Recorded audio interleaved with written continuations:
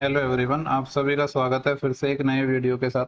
इस वीडियो में हम डिस्कस करने वाले हैं आरआरबी एनटीपीसी सीबीटी 2 लेवल 6 और लेवल 4 के रीजनिंग की तीनों शिफ्टों को हम डिस्कस करने वाले हैं।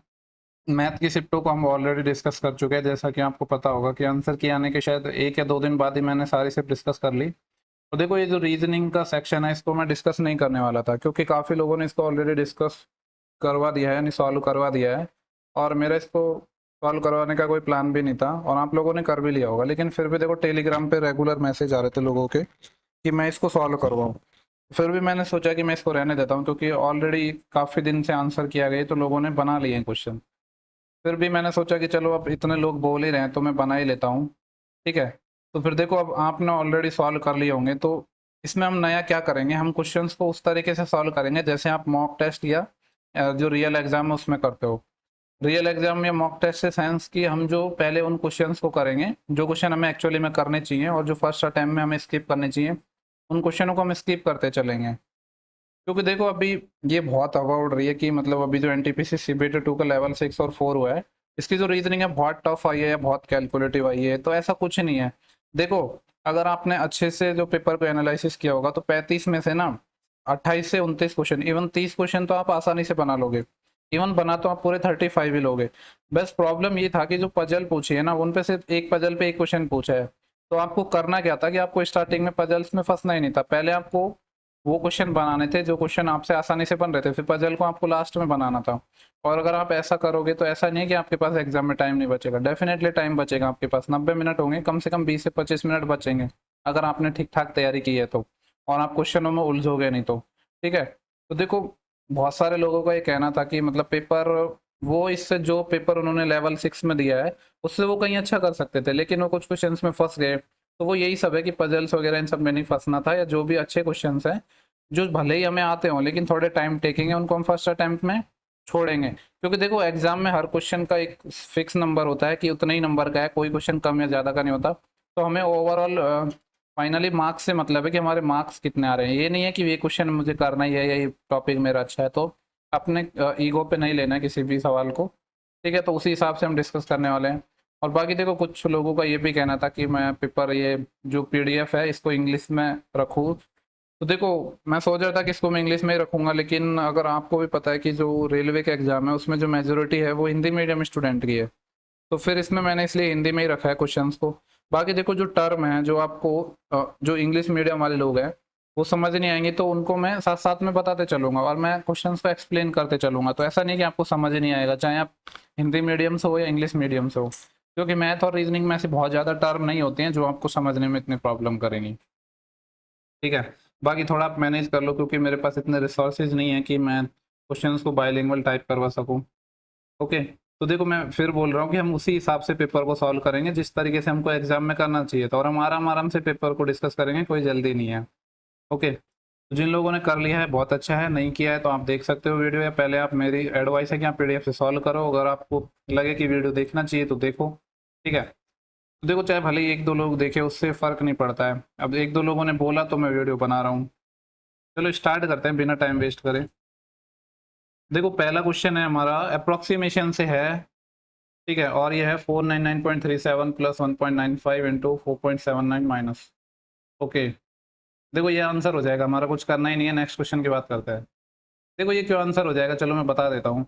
यहाँ पे आपको समझ आ रहा है, ये 499 पॉइंट समथिंग यानी 500 के अप्रोक्स है, और ये 5 इंटू 2 समथिंग 10 है, और ये देखो 3 में हम डिवाइड करेंगे 19.20 का, तो ये ना के बराबर आएगी वैल्यू। और देखो, पहला ऑप्शन 750 है, क्या 750 तक पहुंचेंगे हम? नहीं, 500 से थोड़ा सा ही तो ज़्यादा होगा, ये 10 के आसपास, तो ये तो हमारा हो नहीं सकता। अगर हम बात करें फोर्थ ऑप्शन की, तो ना तो 290 के आस पहुंचेंगे और ना ही हम 365 के आसपास पहुंचेंगे। ठीक है। तो सॉल्व करना ही नहीं था, बिगर सॉल्व करें, हमारा ऑप्शन निकल के आ रहा है, ऑप्शन थर्ड। ठीक है। तो ये बहुत आसान क्वेश्चन था, इस पे आपको टाइम वेस्ट करना ही नहीं था। तो देखो, जो ऑप्शंस हैं ये मैंने नहीं बनाए, एग्जाम में आए हुए हैं, तो ये ऑप्शंस की भी आपको हेल्प लेना आना चाहिए। ऐसे नहीं है कि आप क्वेश्चंस को सॉल्व कर रहे हो, पूरा वैल्यू निकाल रहे हो, क्योंकि ऑब्जेक्टिव आपको भी पता है कि एमसीक्यूज क्वेश्चन होते हैं, सिर्फ हमें ऑप्शन टिक करना है और आगे बढ़ना है, हमें कोई लिखित एग्जाम नहीं देनी है, हमको सॉल्यूशन नहीं देना है किसी को। ओके। देखो, नेक्स्ट क्वेश्चन की बात कर रहे हैं, बोल रहा है कि क्लास है जिसमें जो रमेश का जो पोजीशन है टॉप से 16 है और नीचे से 21 है। देखो किसी भी बंदे की पोजीशन मान लो ऊपर से 16 है और नीचे से 21 है, तो टोटल उस स्कूल है या क्लास है उसमें कितने लोग होंगे।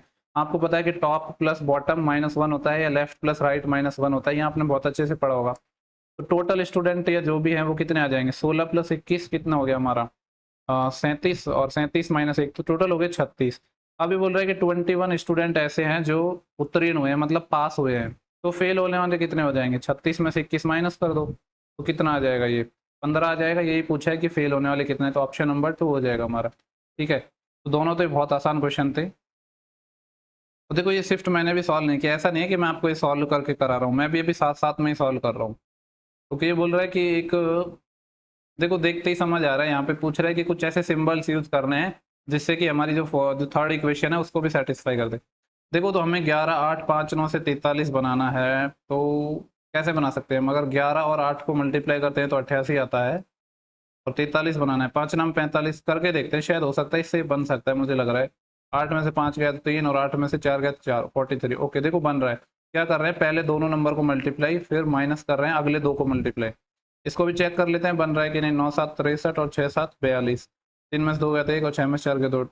एक सेकेंड, सॉरी, देखो यहाँ 12 × 9 था, 12 × 9 माइनस है 7 × 6, तो 12 9 108 माइनस 7 6 के 42, तो 108 में से 42 जाएंगे तो कितना हो गया 58, यहाँ से 8, यहाँ से 66। ठीक है, तो हमने जो पैटर्न निकाला है वो हमारा सही है, तो हम जो पूछा है उसको निकाल लेते हैं। तो ये कितना हो जाएगा, 14 × 13 माइनस 9 × 10। तो देखो 14 × 13 यूनिट डिजिट आएगा, 3 चौके 12, 2 माइनस यहाँ से 0, तो यूनिट डिजिट आएगा 2, और 2 यूनिट डिजिट 1 में ही है। ठीक है, तो ये ऑप्शन हो गया हमारा। देखो हम अभी सिर्फ तीसरे ही क्वेश्चन पे आए हैं, और दो क्वेश्चन ऐसे थे सिर्फ ऑप्शन से ही बन गए। पहला क्वेश्चन हमारे कुछ सॉल्व नहीं करना था, ऑप्शन से बन गया। इसमें देखो सॉल्व तो हमें करना पड़ा है, बट पूरी कैलकुलेशन नहीं करनी पड़ी है।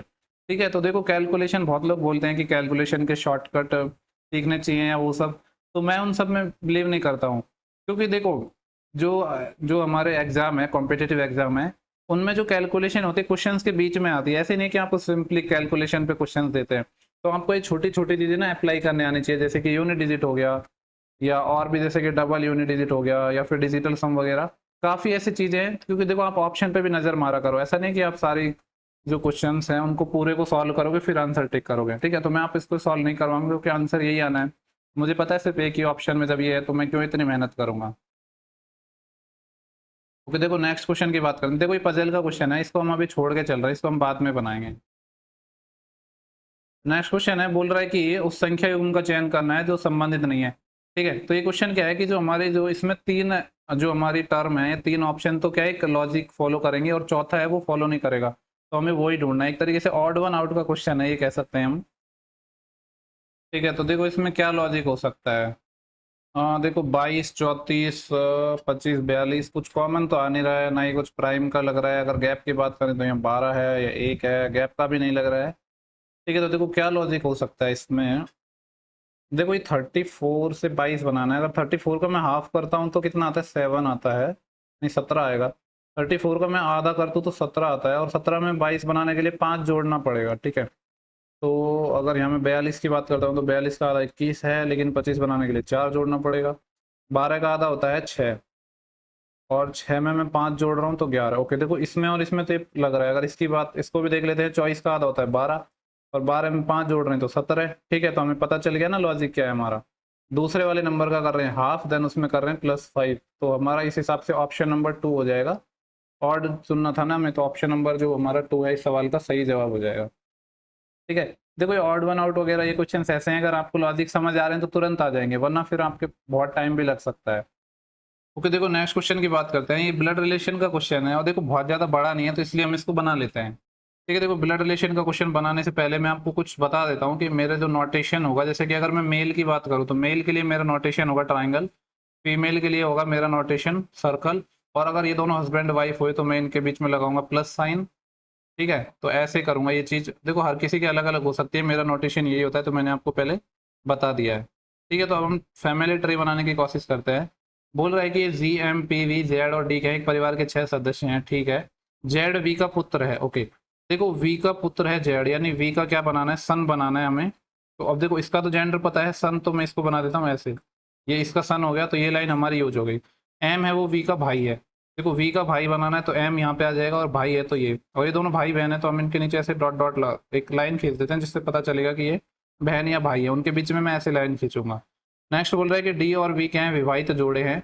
यानी देखो वी की शादी डी से हो रखी है। अब हमें लेकिन जेंडर तो नहीं पता है, लेकिन इतना पता है कि इन दोनों की शादी हो रखी है। देन आगे बोल रहा है पी है वो डी की क्या है, पुत्री है, यानी पी है वो डी की क्या है, डॉटर है। तो देखो डी हो गया, डी की डॉटर हमारे यहाँ पे हो जाएगी पी। ओके, पी है वो हमारी डॉटर है।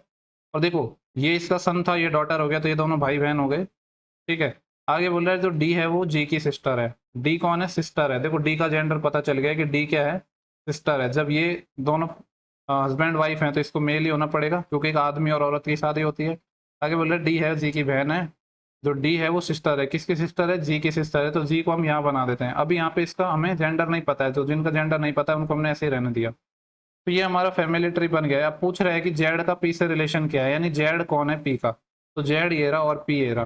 तो जेड कौन हो गया, इसका भाई हो गया, पी का तो भाई हो गया ना ये। तो हमारा ऑप्शन नंबर आ जाएगा 2 इस सवाल का सही आंसर हो जाएगा। ठीक है। तो देखो ये आसान क्वेश्चन था, ऐसा नहीं कि पजल्स का था, लेकिन नॉर्मल क्वेश्चन था तो हमने इसको बना लिया है। ठीक है, मैंने जैसे कहा है मैं उसी पैटर्न में आपको सॉल्व करवाऊंगा और उसी पैटर्न में आपको करना चाहिए एग्जाम में, और आप करते भी होगे। ओके, तो देखो नेक्स्ट क्वेश्चन है, और देखो नेक्स्ट क्वेश्चन को यहाँ पे जगह नहीं है तो मैं इस क्वेश्चन को यहाँ पे सॉल्व कर रहा हूँ। यहाँ पे हमसे क्या बोल रहा है कि म्यूजिक है, MUSIC, म्यूजिक।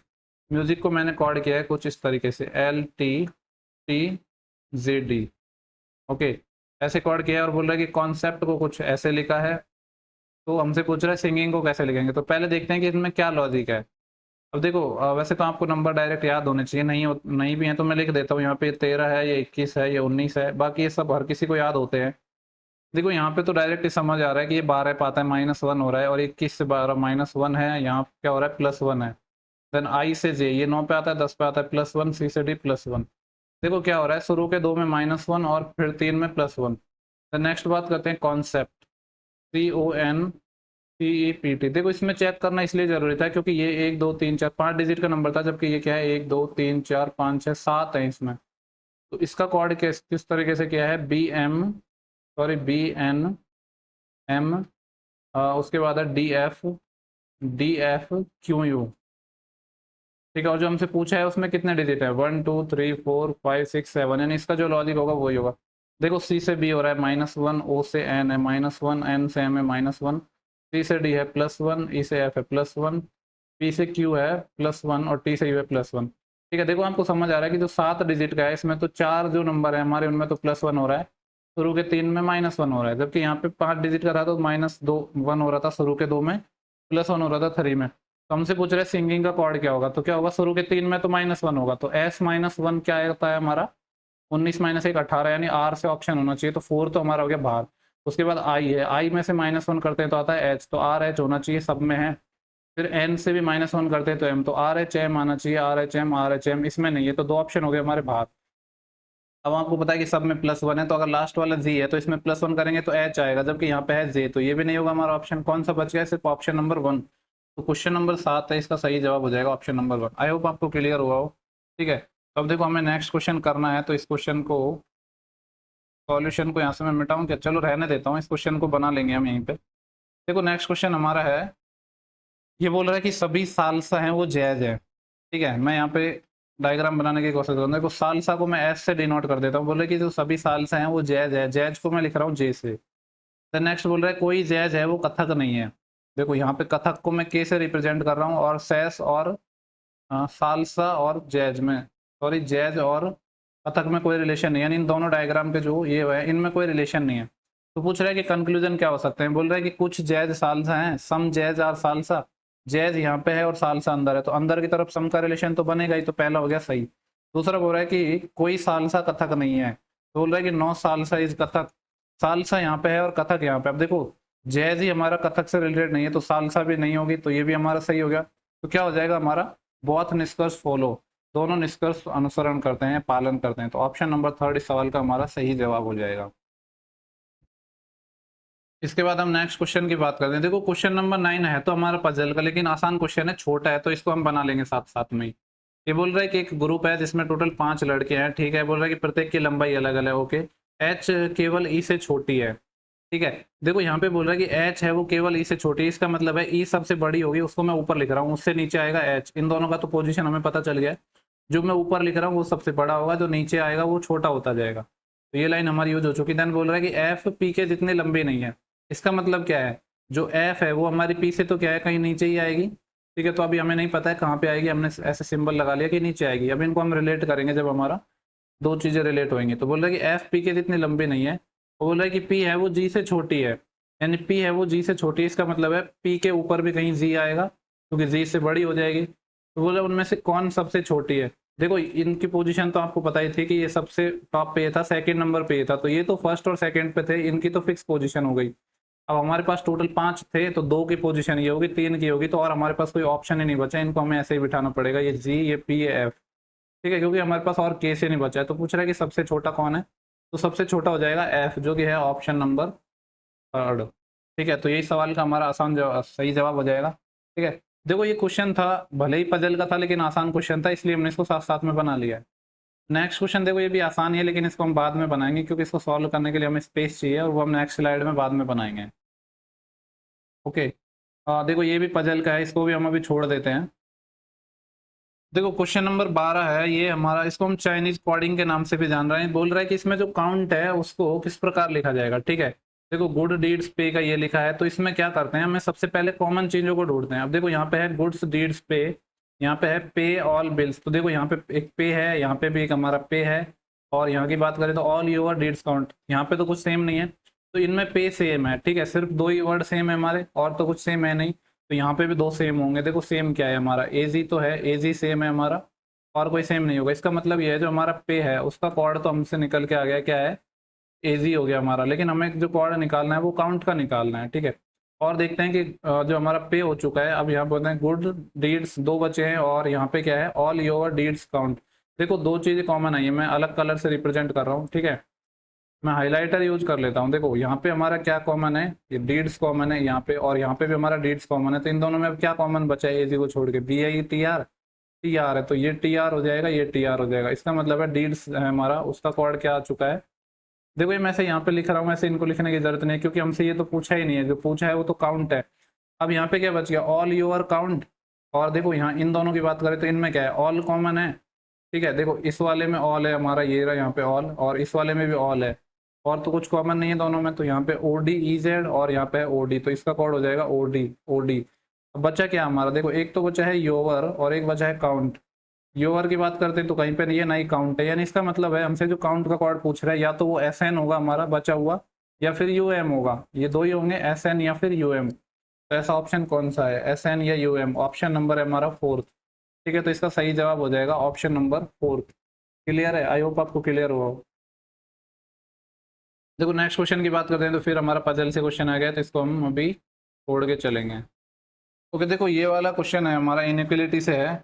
ये पूछ रहा है कि देखो यहाँ पे रिलेशन देगा, टी से हमें डब्लू पे जाना है, तो देखो यहाँ पे टी कहाँ है, टी हमारा यहाँ पे है, और डब्लू की बात करें तो डब्लू कहाँ है, यहाँ पे है, यानी हमें जाना है इस डायरेक्शन में। तो अपोजिट डायरेक्शन में जा रहे हैं, तो जो सिंबल्स हैं, साइन है, उनके हमारे हो जाएंगे चेंज। ठीक है, तो देखो टी से जब हम डब्लू की तरफ जाते हैं, तो पहले तो हमारे पास लेस देन वाला, जो ग्रेटर देन इक्वल टू आता है तो ये बदल जाएगा लेस देन इक्वल टू में, फिर हमारा इक्वल आता है तो ये तो इक्वल में ही रहेगा, जो ये ग्रेटर देन इक्वल टू आता है ये इक्वल टू में आ जाएगा, और ये इक्वल टू।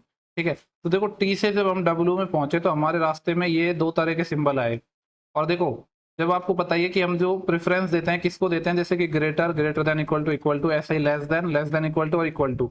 हमें जो देखो यहाँ पे हमारा लेस देन तो है नहीं, तो उसके बाद जो सेकंड प्रेफरेंस है वो हमारी इस वाले सिंबल को होती है, और यहाँ भी इन दोनों के बीच में यही सिंबल है।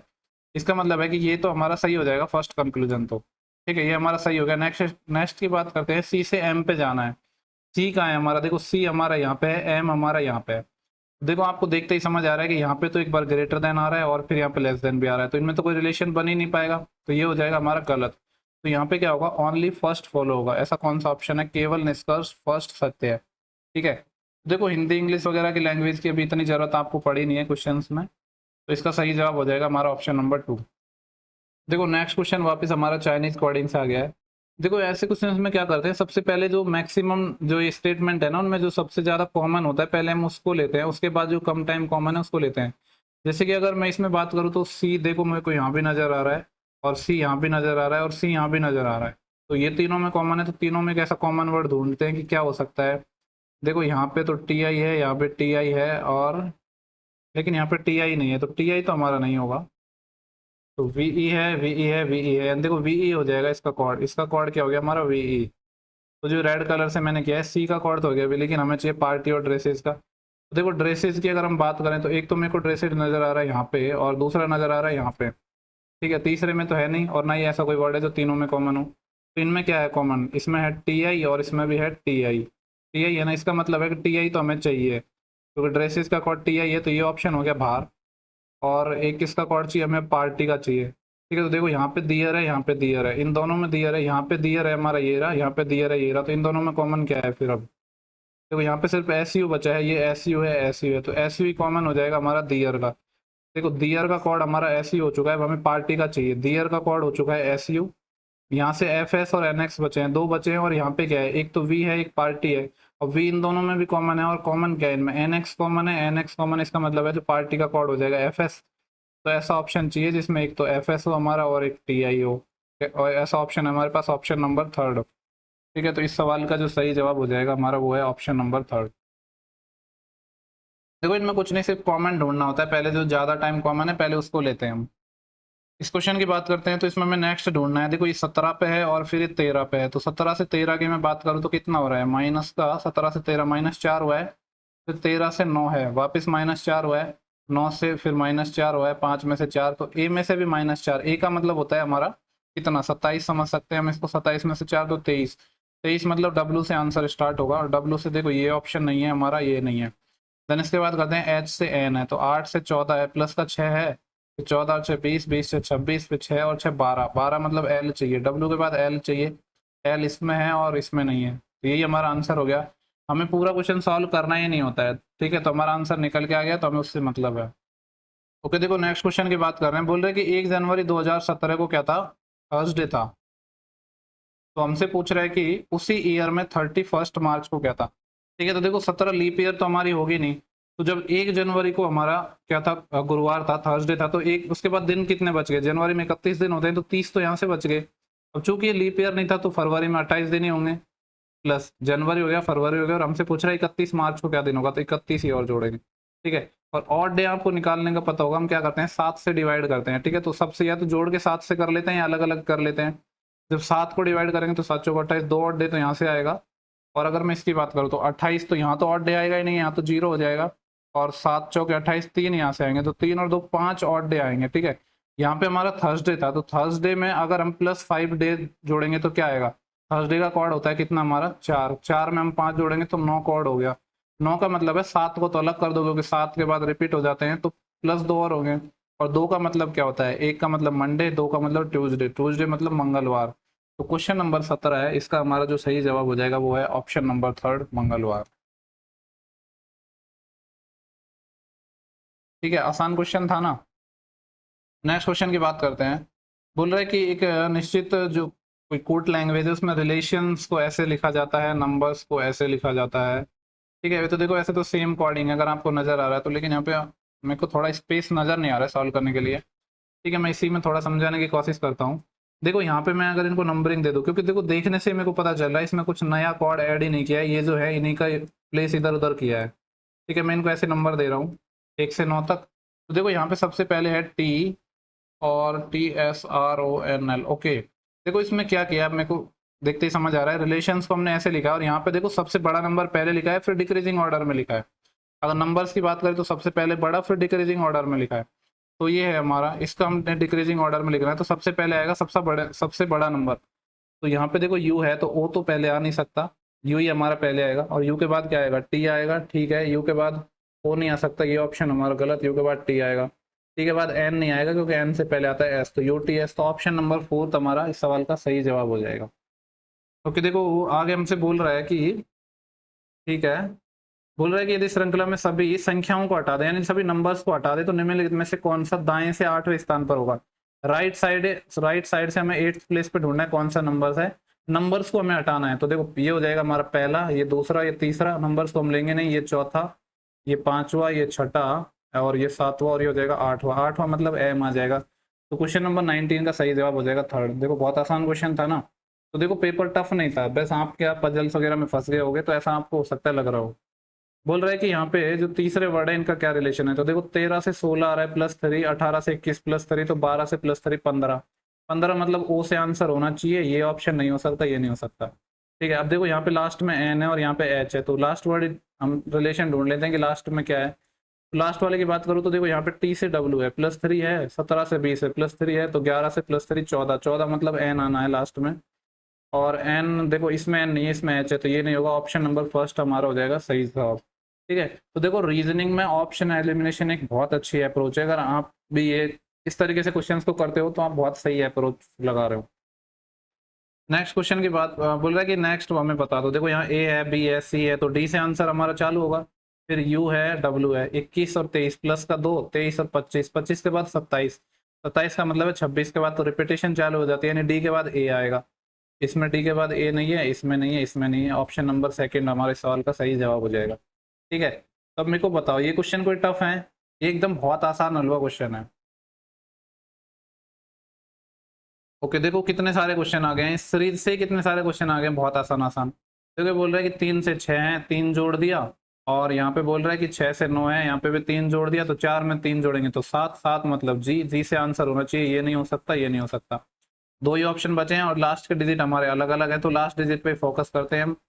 ओ से हमारा एल है, 15 से 12 है -3, 16 से 13 -3, तो 17 से -3 करेंगे तो कितना आएगा 14, 14 का मतलब एन, शुरू का वर्ड जी होगा, लास्ट का एन, इसमें एन नहीं है, ये खत्म, ऑप्शन नंबर सेकंड हमारा सही जवाब हो जाएगा। ठीक है, तो देखो कितने आसान आसान क्वेश्चन है, ये आपको टफ लग रहे थे। इसके बाद बात करते हैं, बोल रहा है कि 6 व्यक्ति हैं, ठीक है, अलग अलग एज के हैं। देखो ज्यादा बड़ा क्वेश्चन नहीं लग रहा है, तो इस पजल्स को हम अभी बना लेते हैं। अलग अलग एज के हैं, ठीक है, केवल एक व्यक्ति वाई से छोटा है। देखो इस सवाल को मैं नीचे कर रहा हूँ, बोल रहा है कि केवल एक व्यक्ति है जो वाई से छोटा है। ठीक है, यानी वाई है, वाई से छोटा, यानी यहाँ पे एक पर्सन आएगा, बाकी सब क्या है वाई से बड़े हैं। ठीक है, तो इसको थोड़ा मैं यहाँ पे लिखता हूँ कि यहाँ पे वाई हो गया, इससे छोटा कोई एक पर्सन यहाँ पे आएगा, बाकी सब क्या है इससे बड़े हैं, और टोटल 6 है। तो आगे हमसे क्या बोल रहा है, एक्स है वो ई से बड़ा है। देखो एक्स बड़ा है ई से, तो ई को मैं यहाँ लिख रहा हूँ, एक्स को यहाँ लिख रहा हूँ, जो बड़े हैं उनको मैं ऊपर लिख रहा हूँ। अभी हमें रिलेशन नहीं पता है, बस मैंने ऐसे नॉर्मली लिख दिया, ऐसा भी नहीं है कि ई के जस्ट ऊपर एक्स है, बस अभी हमने ऐसे लिख लिया है। आगे बोल रहा है कि जो एक्स था वो ई से तो बड़ा है, लेकिन डी से क्या है छोटा है, तो डी इसके ऊपर आएगा। और बोल रहा है ई है वो वाई से बड़ा है, ई किससे बड़ा है, वाई से बड़ा है। ठीक है, तो इसका मतलब इतना तो समझ आ गया कि वाई इसके नीचे आएगा कहीं, अभी ऐसा नहीं है कि इसी ऑर्डर में है, लेकिन कुछ इस तरीके से ही होंगे ये। और आगे बोल रहा है न तो डी और न ही सी सबसे बड़ा है। देखो डी सबसे बड़ा नहीं है और ना ही सी सबसे बड़ा है, इसका मतलब है सबसे बड़ा कोई और होगा यहाँ पे, लेकिन ये सी नहीं आ सकता। और टोटल कितने थे हमारे, 6 लोग थे, एक ये हो चुका, एक हो चुका, 2 3 और एक 4, और 2 लोग बचे हमारे। ठीक है, और देखो ये आपको पता है ये सबसे लास्ट पोजीशन थी हमारी, क्योंकि इसने कहा था शुरू में ई से छोटा केवल एक है, तो ये तो हमारा पहला हो गया। इसके बाद कहीं यहाँ पे होंगे, तो इसने पूछा क्या है, बोला कि कितने व्यक्ति हैं जो जेड से बड़े हैं। देखो जेड का जिक्र अभी कहीं हुआ नहीं है, तो ये 1 2 3 4 लोग तो हमारे क्या हो चुके हैं, यहाँ पे सी नहीं आएगा। ठीक है, क्या था, ए वाई से बड़ा है, ना तो डी और नहीं सी सबसे बड़ा है, यानी जो सबसे बड़े पोजीशन पे सी नहीं आएगा। ठीक है, यानी कहीं यहाँ पे आएगा, फिर सी हमारा यहाँ हो जाएगा, और जो लास्ट जेड है हमारा यहाँ हो जाएगा। तो पूछा गया है कि कितने व्यक्ति जेड से बड़े हैं, तो जेड से बड़ा तो कोई है ही नहीं, तो आ जाएगा 0। ठीक है, तो क्वेश्चन नंबर 23 था, इसका सही जवाब हो जाएगा ऑप्शन नंबर 1। ओके, देखो ये सीरीज दी है, इसको मैं थोड़ा यहाँ पे लिख लेता हूँ। ये है 86 74 62 54 और समथिंग, और यहाँ पे है 42 और देन है 38। ठीक है, इसका देखते हैं कि क्या हो सकता है। 86 से ये क्या हो रहा है, 74 आ रहा है, कितना गैप है दोनों में, 12 का गैप है, -12। इन दोनों में गैप की बात करें तो कितना होगा 8, और ये भी -12 है। इन दोनों में बात करें तो कितना है, एक सेकेंड, 74 84 12 62 72 12, ठीक है। यहाँ पे कितना हो जाएगा, 6 और 8 है, -8 है। ठीक है, देखो यहाँ पे लॉजिक नहीं पता है मैं क्या, नहीं यहाँ पे पता है, लेकिन इन दोनों की बात करें तो 42 से 38 है, यानी -4 है। कहीं ऐसा तो नहीं है कि जो शुरू के जो हमारे 2 हैं इनमें तो -12 12 हो गया, फिर -8 हो गया, फिर -4 रहा हो। चेक करके देख लेते हैं। अगर यहाँ से ये -4 रहा होगा, इसका मतलब है कि इसको 46 रहा होगा यहाँ पे। ठीक है, अगर ये 46 रहा होगा तो इन दोनों का डिफरेंस देखें तो 54 और 46 का कितना आ रहा है हमारा, -8 आ रहा है। इसका मतलब है कि हमने जो सोचा है वो एकदम सही है, पहले -12 फिर -8 फिर -4 तो 46 इस सवाल का हमारा सही जवाब हो जाएगा, जो कि ऑप्शन नंबर है 4। ठीक है। तो देखो अभी तक जितने हमने सवाल करे सब बहुत आसान है, और एग्जाम में ऐसा ही होना चाहिए, आसान क्वेश्चन नहीं छूटने चाहिए। गलत जो कठिन क्वेश्चन है या जो लेंथी क्वेश्चन है उनके चक्कर में आसान क्वेश्चन कभी नहीं छूटने चाहिए। ओके, देखो नेक्स्ट सवाल है हमारा। देखो ये ज्यादा बड़ा नहीं लग रहा है, इसको सॉल्व कर लेते हैं। बोल रहे एक कक्षा है, प्रत्येक विद्यार्थी ने एक अलग अलग स्थान प्राप्त किया, ठीक है। अमन का जो पोजीशन है वो क्या है, शीर्ष से 11 है।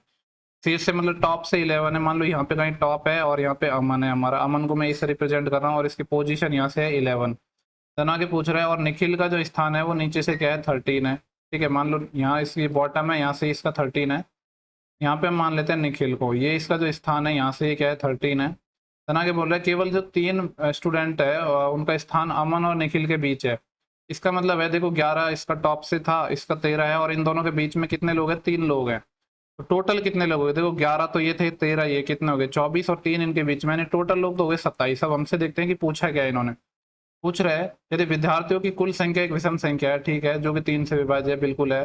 तो बोल रहा है कि कक्षा में कुल कितने विद्यार्थी हैं, तो 27 हो गए। तो आसान क्वेश्चन था कि नहीं, तो 25 का आ जाएगा ऑप्शन नंबर 4। ठीक है। देखो एक पजल का क्वेश्चन है, इसको अभी छोड़ के चल देते हैं, हम बाद में बनाएंगे। देखो 5 से 6 क्वेश्चन पजल के आए और बहुत आसान पजल थी, बस प्रॉब्लम ये थी कि सिर्फ एक पजल से एक क्वेश्चन पूछा, ठीक है। तो उससे घबराने की जरूरत नहीं है। बोल रहा है कि जो समिता की वर्षगांठ है, यानी जो भी है वर्षगांठ है, वो 15 मार्च 2020 रविवार को था, ठीक है। तो वो बोल रहा है कि उसके पति की वर्षगांठ जो कि 31 मई 2020 को थी, कौन सा दिन होगा। ओके, देखो यहाँ पे सिंपली कुछ नहीं करना, यहाँ पे हमें क्या दिया है 15 मार्च 2020 की बात करें तो यहाँ पे हमें जो डे दिया है वो कौन सा दिया है, दैट वाज संडे। ओके, ये संडे था, और हमसे पूछ रहा है 31 मई 2020, इसको कौन सा डे रहा होगा। ठीक है, तो देख लेते हैं कि इनमें कितने का गैप है। अगर मैं बात करूं 15 मार्च को हमारा क्या था, संडे था, तो हम पहले क्या करते हैं इसमें देखते हैं कि मार्च में हमारे कितने दिन बचे हैं, और आपको पता है मार्च में होते हैं 31 दिन, तो 16 दिन तो बच गए मार्च में। फिर अप्रैल की अगर आप बात करें तो अप्रैल में क्या होता है हमारा 30 डेज होते हैं, तो ऑड डे कितने होते हैं हमारे 2, क्योंकि हम ऑड डे से ही निकालते हैं ना।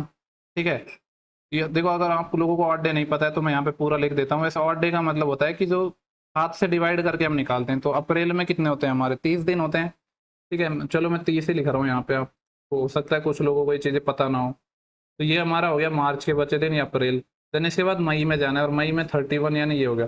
ठीक है, अब देखो ऑड डे कैसे निकालते हैं, 7 से डिवाइड करके निकालते हैं। तो ये चीज़ आपको पता होना चाहिए कि जो 31 डेज का महीना होता है उसमें जब 7 से भाग देते हैं तो 4 टाइम जाता है, तो 3 ऑड डे बचते हैं। और जो 30 का महीना होता है उसमें जब 7 से भाग देते हैं तो 2 ऑड डे बचते हैं, और एक का मतलब मंडे होता है, 2 का मतलब ट्यूसडे, ऐसे चलता जाता है। तो ये चीज़ें डायरेक्ट में लिखता है यहाँ पे, लेकिन मैंने ऐसे लिख दिया आपको समझाने के लिए। ठीक है, अगर नेक्स्ट टाइम ऐसा क्वेश्चन आएगा तो मैं ऐसे नहीं लिखूंगा। तो यहाँ 7 से भाग देंगे इस वाले में तो 14 2 बच जाएगा, इस वाले में 7 से भाग देंगे तो 28 2 बच जाएगा, इसमें 7 से भाग देंगे तो 28 तो 3 बच जाएगा। तो 3 2 5 5 2 7, देखो सम 7 आ रहा है। जब भी 7 आ जाए या 0 आ जाए तो उसका मतलब 1 होता है, और 7 या 0 आने का मतलब है कि डेज में कुछ चेंज इन हुआ है। पहले भी संडे था तो अभी भी संडे ही रहेगा, यानी अभी भी रहेगा रविवार ही। ठीक है, तो ऑप्शन नंबर 3 है इस सवाल का सही जवाब हो जाएगा। आई होप कि आपको जो ये क्वेश्चन है ये क्लियर हुआ हो, बहुत आसान क्वेश्चन था ये।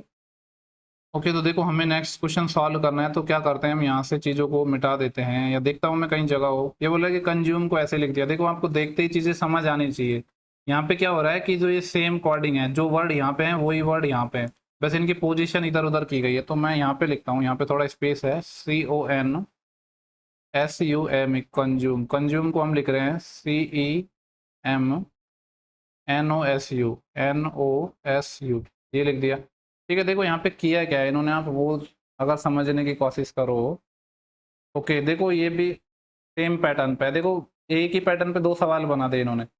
जो इससे पहले वाला क्वेश्चन आया था उसमें लिखा था चीजें डिक्रीजिंग ऑर्डर में, इसमें लिखा है इंक्रीजिंग ऑर्डर में, पहले सबसे छोटा देन उसके बाद बड़ा बड़ा बड़ा। ठीक है, देखो एक ही शिफ्ट में एक टाइप के सवाल बना दिए, तो ये तो हमारे लिए आसान हो गया। बोल रहा है कि कॉम्पेल को ऐसे लिख दिया, तो हमें निकला है इंग्लिश को। इंग्लिश में सबसे पहले क्या आता है, ई, तो हमें सबसे पहले चाहिए ई। अब ई से पहले क्या आता है, देखो एच तो आता नहीं है क्योंकि एच से पहले तो जी आता है, और इंग्लिश में जी आता है, तो ये हमारा गलत, ये गलत। अब देख लेते हैं इनमें, देखो ई से पहले ई और जी आएगा, ई और जी आएगा, फिर एच आ गया, एच आ गया, एच के बाद आएगा आई, क्योंकि एच के बाद एन नहीं आ सकता, तो ये नहीं होगा, ऑप्शन नंबर ये होगा। ठीक है, तो देखो हमने जो ऑप्शन एलिमिनेशन ट्रिक है वो भी कितने सवालों में यूज करिए, मोस्टली सवालों में इस चीज का यूज हुआ है। ओके, नेक्स्ट क्वेश्चन की बात करते हैं। बोल रहा है कि 6 पर्सन है, ये क्वेश्चन ज्यादा बड़ा नहीं है तो इसको हम बना लेते हैं। बोल रहा है कि 6 पर्सन है, तो देखो हिंदी इंग्लिश में यार इतनी कोई जरूरत नहीं है, नॉर्मल सिंपल सा क्वेश्चन है। अब इतनी हिंदी तो आपको पढ़ना आती भी होगी, नहीं भी आ रही है तो मैं क्वेश्चन आपको समझा रहा हूँ। ठीक है। बोल रहा है कि 6 पर्सन है जिनका एक ग्रुप है। बोल रहा है कि जरूरी नहीं है किसी ऑर्डर में है। ठीक है। बोल रहा है डी है वो ए और ई से लंबा है। एंड देखो मैं इस सवाल को यहाँ पे सॉल्व करूंगा थोड़ा स्पेस में। बोल रहा है कि जो डी है वो किस किस से लंबा है, ए और ई से तो लंबा है, यानी ए और ई से तो छोटे ही होंगे। एग्जैक्ट नहीं पता कि ये जस्ट नीचे है, इनका क्या ऑर्डर है, बस बोल रहा है कि छोटा है, तो ठीक है हमने बोल दिया कि छोटा है। बोल रहा है कि एफ है वो बी और सी से लंबा है, और एफ की अगर बात करें तो वो बी और सी से तो क्या है, लंबा है। ठीक है। बोल रहा है कि ई है वो एफ से लंबा है।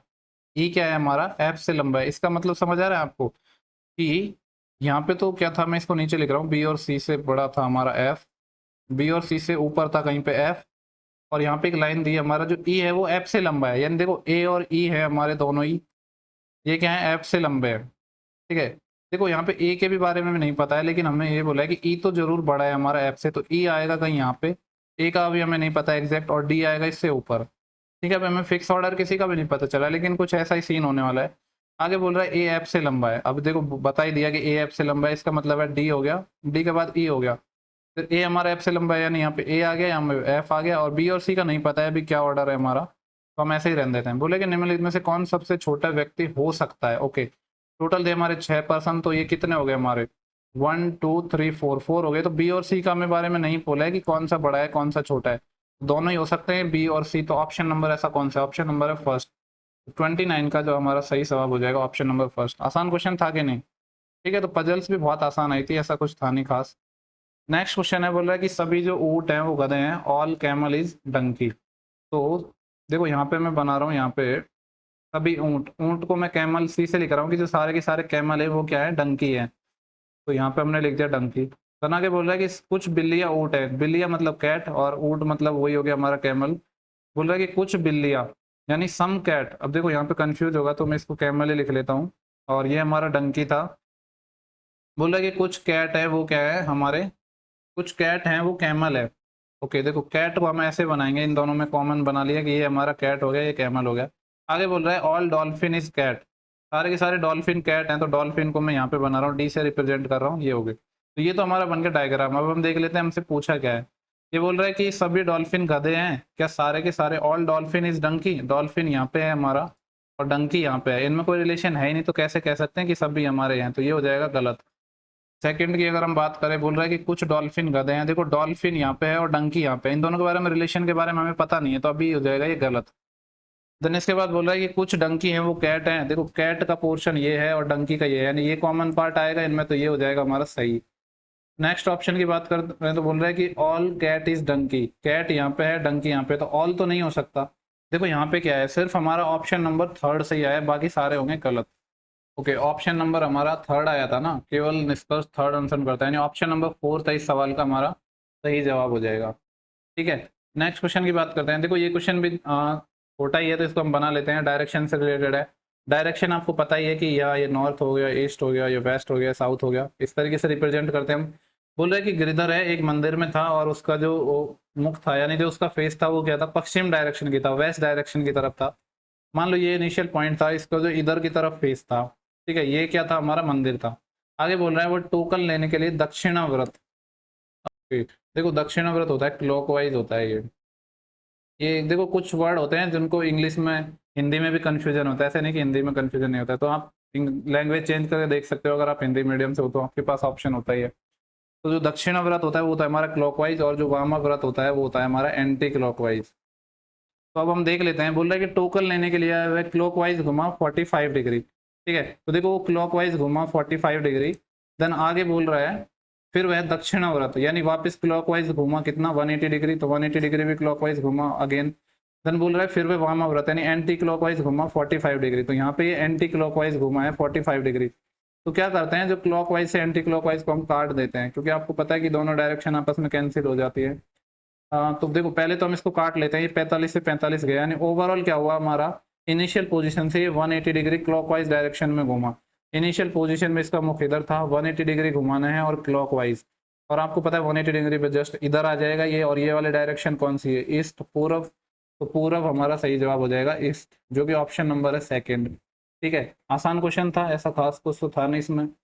यहाँ पे बोल रहा है कि इस जो सिंबल्स को आपस में बदलें कि जो हमारा इक्वेशन है वो सही हो जाए। ठीक है, तो ऐसे क्वेश्चंस में क्या करते हैं, सबसे पहले हम फोकस करते हैं डिवाइड पे। तो पहले देखो यहाँ पे बात करते हैं, अगर हम मल्टीप्लाई की जगह डिवाइड लगा दें तो यहाँ पे क्या ये पूरा पूरा कट पाएगा? अगर यहाँ पे देखो ये कट पाएगा। ठीक है, तो सबसे पहले हम ऐसे डिवाइड वाले को ट्राई करते हैं। ऐसा नहीं है कि आपको इनिशियल शुरू से ही ट्राई करना है, सबसे पहले आपको डिवाइड वाले से ट्राई करना है, और आपकी किस्मत अच्छी हुई तो पहला ही ऑप्शन सही निकल भी जाएगा। देखो 4 है, डिवाइड को हमें बदलना है मल्टीप्लाई से 8, प्लस से तो कुछ मतलब ही नहीं है, -6, और इनटू है इसको बदलना है डिवाइड में 2। इसको सॉल्व करते हैं तो ये आएगा 4 8 32 प्लस 5 माइनस 6/2 3, तो 5 - 3 कितना आ जाएगा 2, और 32 और 2 34 आ गया ना। देखो पहला ही क्वेश्चन, इसलिए ये इस सवाल को करने का बेस्ट तरीका होता है, पहले हम डिवाइड को पकड़ो और सीक्वेंस से। तो हमने पहले ऑप्शन को ट्राई किया और पहला ही बन गया हमारा। नेक्स्ट क्वेश्चन है, बोला कि कुछ एथलीट है, वो क्या है, व्यवसायी है। एथलीट को मैं ए से रिप्रेजेंट कर देता हूँ, व्यवसायी है इसको मैं व्यवसायी को क्या लिख देता हूँ, मान लो इसको मैं ए से रिप्रेजेंट कर रहा हूँ, इसको बी से रिप्रेजेंट कर दिया। आगे बोल रहा है जो सारे के सारे व्यवसायी हैं वो क्या है, अमीर हैं। ये थे एथलीट, और सारे के सारे व्यवसायी अमीर हैं, यानी ये ऐसे आ जाएगा, और ये अमीर है यानी रिच वाले को है, इसको मैं अमीर ऐसे ही लिख देता हूँ। तो हमसे पूछ रहा है कि जो निष्कर्ष क्या सही होंगे, बोल रहा है कि कुछ एथलीट अमीर हैं। एथलीट ये वाला हिस्सा हो गया, अमीर ये हो गया, ये वाला हिस्सा कॉमन है ना, ये सही हो जाएगा। बोल रहा है कि कोई एथलीट अमीर नहीं है। देखो दोनों स्टेटमेंट हमें पॉजिटिव दिए हैं, तो पॉजिटिव स्टेटमेंट से सिर्फ पॉजिटिव ही कंक्लूजन निकलते हैं, नेगेटिव आ रहा है तो आंख बंद करके गलत कर दो उसको। तो सिर्फ ऑप्शन नंबर फर्स्ट है वो हमारा, मतलब जो कंक्लूजन फर्स्ट फॉलो होगा। तो ऐसा कौन सा ऑप्शन है जिसमें केवल फर्स्ट फॉलो हो, तो ऑप्शन नंबर 4 हमारा ऐसा है जिसमें केवल कंक्लूजन फर्स्ट फॉलो हो रहा है। ठीक है, देखो ये डीआई का क्वेश्चन है, इसको आप किसी में भी मान लो, या तो आप इसको रीजनिंग में मान लो या मैथ्स में मान लो, जो भी है इसको हम डिस्कस कर लेते हैं। देखो यहाँ पे दिया क्या हुआ है उसको देख लेते हैं, मैं इसको थोड़ा मिनिमाइज करता हूँ जिससे आपको क्वेश्चन एक ही स्क्रीन में दिख पाए। ओके, ये बोल रहा है कि एक लाइन ग्राफ है जो 2017 से 12 के दौरान अर्जित वार्षिक प्रतिशत प्रॉफिट को दर्शा रहा है। ठीक है, आगे हमसे पूछ रहा है निम्नलिखित में से किस ईयर के दौरान वार्षिक परसेंटेज जो लाभ है ग्राफ में प्रदर्शित सभी वर्षों के दौरान औसत वार्षिक लाभ के निकटतम है।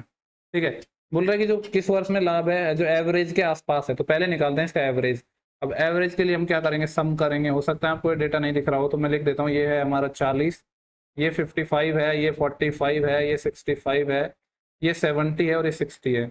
इन सबको जोड़ते हैं यार। देखो हम पहले क्या जोड़ते हैं, देखो 40 और 50 को जोड़ा तो 95, 95 में अगर मैं 45 को जोड़ूंगा तो 140, 140 में 65 को जोड़ा तो कितना आएगा 205, और 70 ये 275, 275 तो ये हो गया, और 60 और जोड़ना है तो कितना आ जाएगा 5 7 6 13 335 आ गया ये हमारा। ठीक है, देखो सम आ चुका है हमारा 335। ये कितने ईयर का आया है, ये आया है 1 2 3 4 5 6 का। तो ये निकाल लेते हैं, 6 5 30 बचे 3 35, और देखो अप्रोक्स 56 आएगा। 56 से ना थोड़ा सा कम आएगा तो हम 56 मान लेते हैं। अब ऐसा कौन सा ईयर है जो इसके आसपास हो, 60 तो नहीं है आसपास, ना 70 है, 65 है, ये भी नहीं है, 55 है आसपास। ठीक है, ये किस में है 2008 में, 2008 इस सवाल का सही जवाब हो जाएगा। ठीक है, तो आप देखो कि कितने क्वेश्चंस हो गए हमारे इसके।